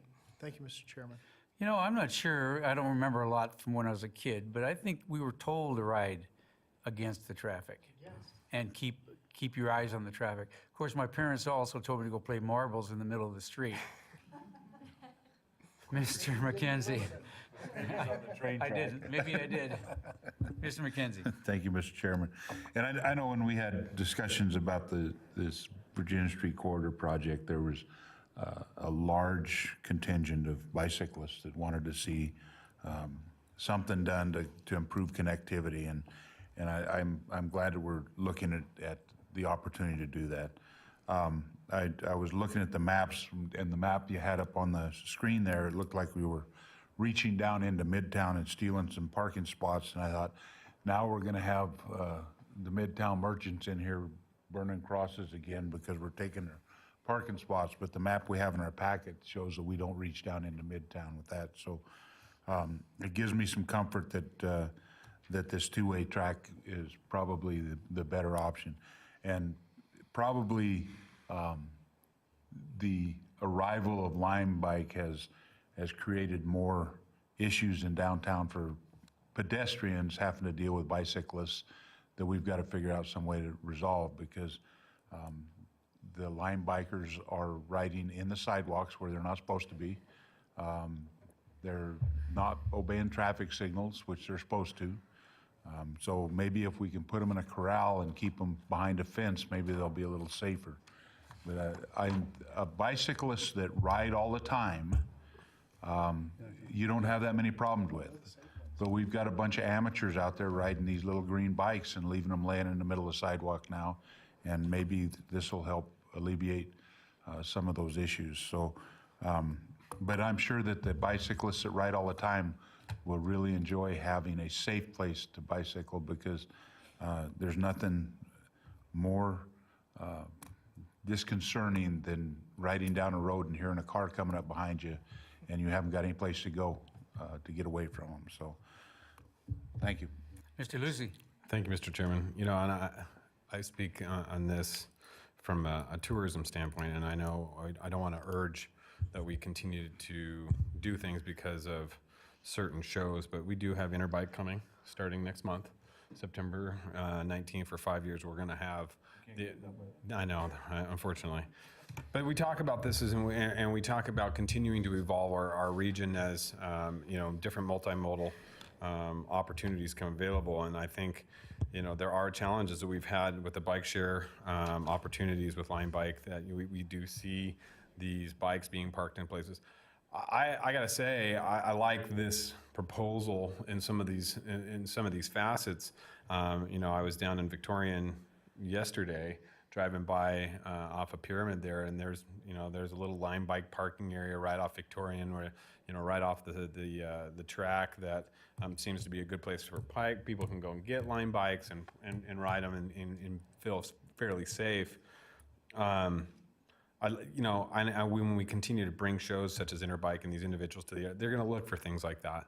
They're going to look for different multimodal points of traffic instead of, we don't have a huge contingent of Uber drivers here. We do have a large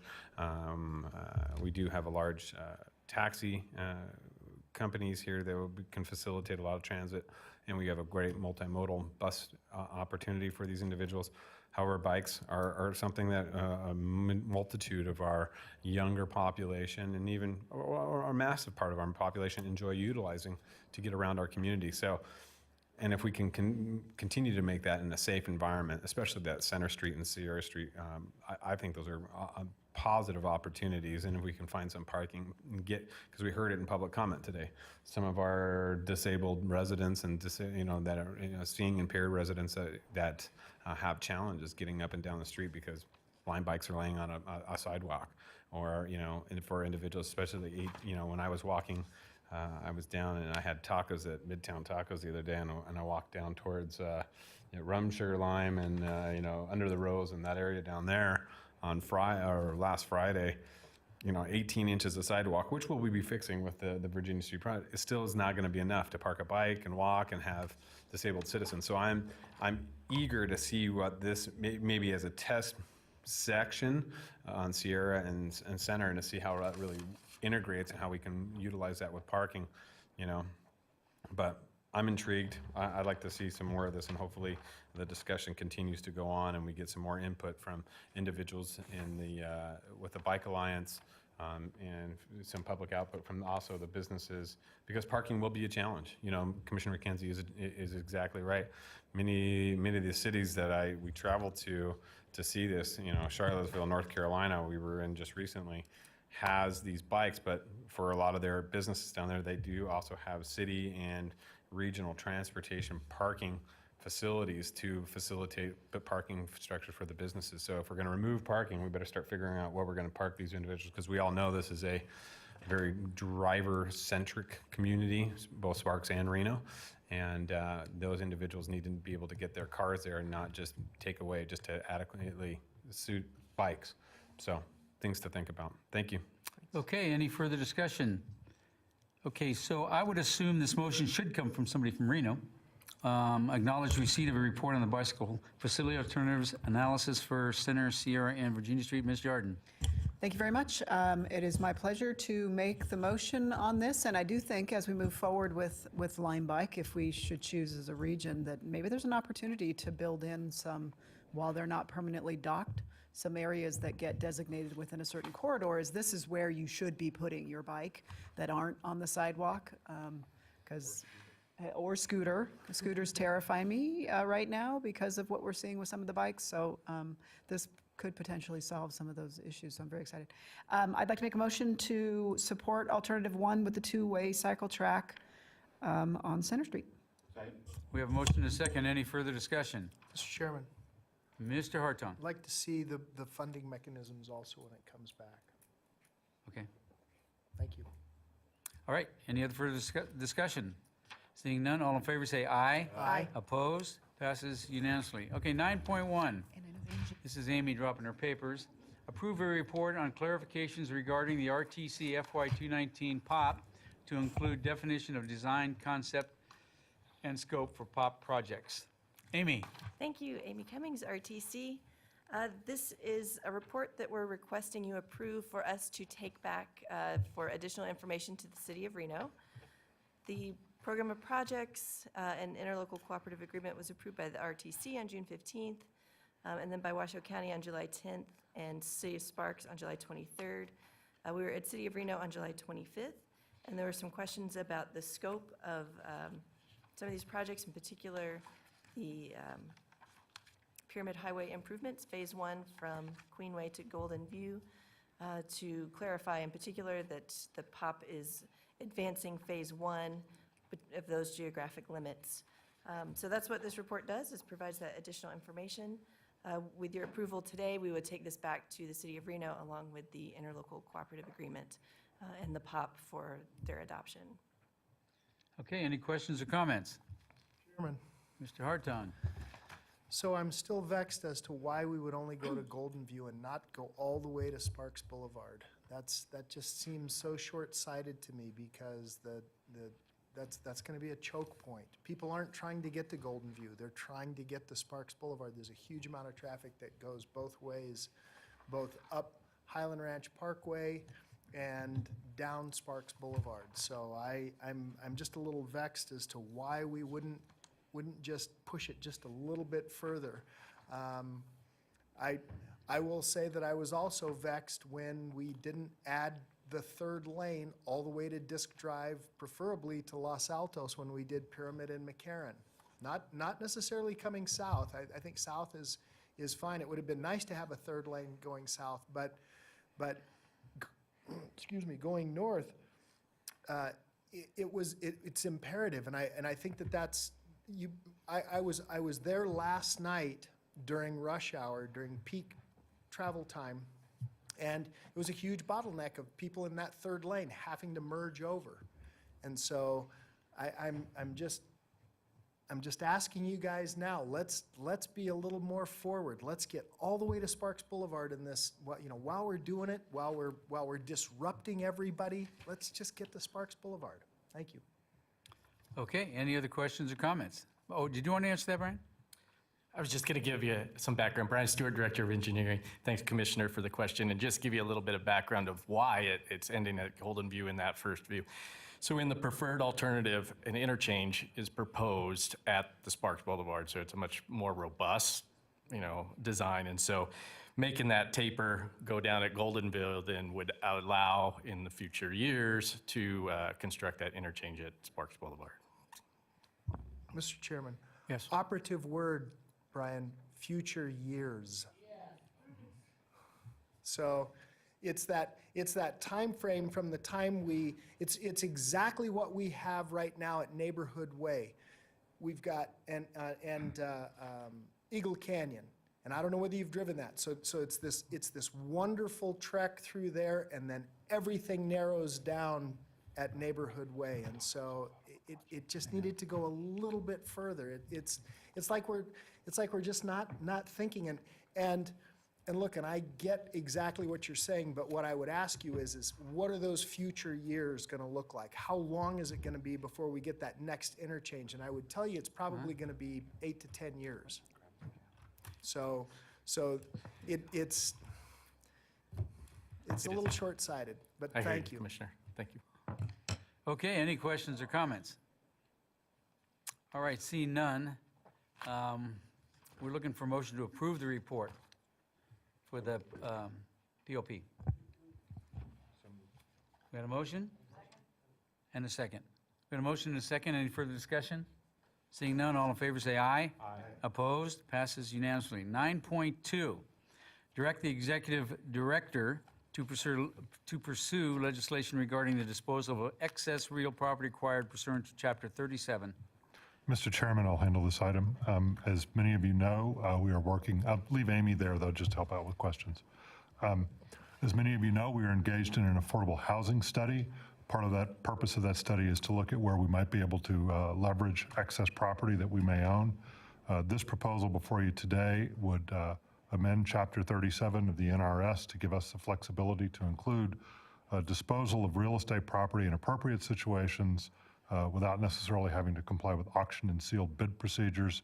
In effect, what we're asking for is to have a power similar to what the Nevada Department of Transportation has in order to be able to transfer fair market value properties to other public agencies. This is something also I think all the entities have, and it will just give us that ability to be on a level playing field with the entities. When we do projects, such as the ones in the program of projects, we're often left with remnant parcels. Also, when we do projects like Virginia Street and Fourth Prater, where we're buying property with federal transit funds, the opportunity from time to time may arise for us to do a joint development project. And right now, if we were to say partner with a private developer or partner with the Reno Housing Authority, we don't have that ability to do the property transfer. So what we want to do is go down to Carson City and seek a similar language that the other entities have. Okay, questions, comments? Mr. Hartung? What happens to the money, Mr. Gibson? If we start liquidating properties, where does that money go? The money is returned to either the Regional Street and Highway Fund or it's returned to the Public Transportation Fund and then used for projects. I'd almost like to see it fenced and used for something. For cycle tracks. Cycle tracks, exactly. No, I mean, and I'm serious. Where there's some direct benefit that we say, okay, we're going to liquidate, certain if we're going to liquidate, and I'll use this example. Let's just say you liquidate a piece of property along Virginia Street. It should be used there. Why couldn't we use that money in that particular corridor? We could. Okay. But just pushing it back into the general fund doesn't give that appearance. So I'd like us to at least think about that and how we can benefit the direct community where the money was derived. That's all I have to say. I do want to point out, though, oftentimes these properties appear as a checkerboard pattern along a corridor. There is little opportunity for a linear string of properties to be assembled for a transportation facility, if possible. If so, we would have done that. But it does open up the opportunity, and I think this is something we're going to closely watch on Fourth Prater and Virginia Street, where we might be able to have, for example, satellite parking, or with those properties purchased with federal transit funds, we could enter into a joint development project and create a steady and long-term program income stream for the public transit system. So again, all I'm suggesting is, let's just say it was generated on Virginia Street, and Virginia Street's a long corridor. It's used back on Virginia Street. That's all I'm suggesting. No, that's a good suggestion. And I'm thinking this pertains to Airway.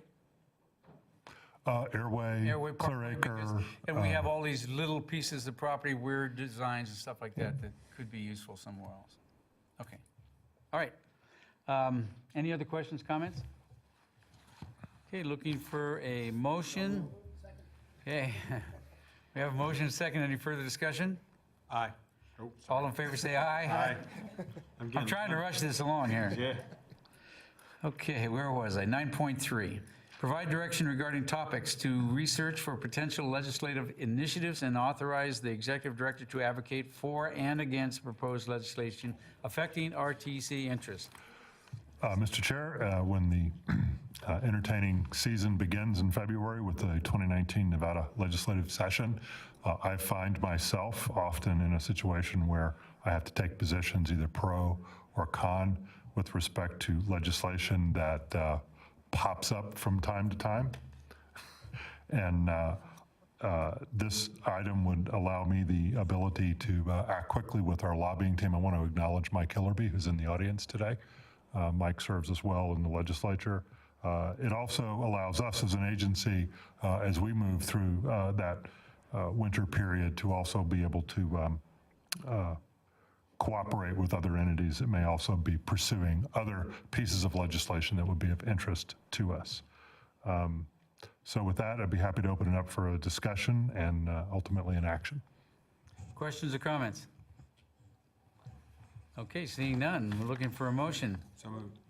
We have 2 motions and 2 seconds. Just pick somebody. All in favor say aye. Aye. Opposed? Passes unanimously. Okay, 9.4, Dale, any legal issues?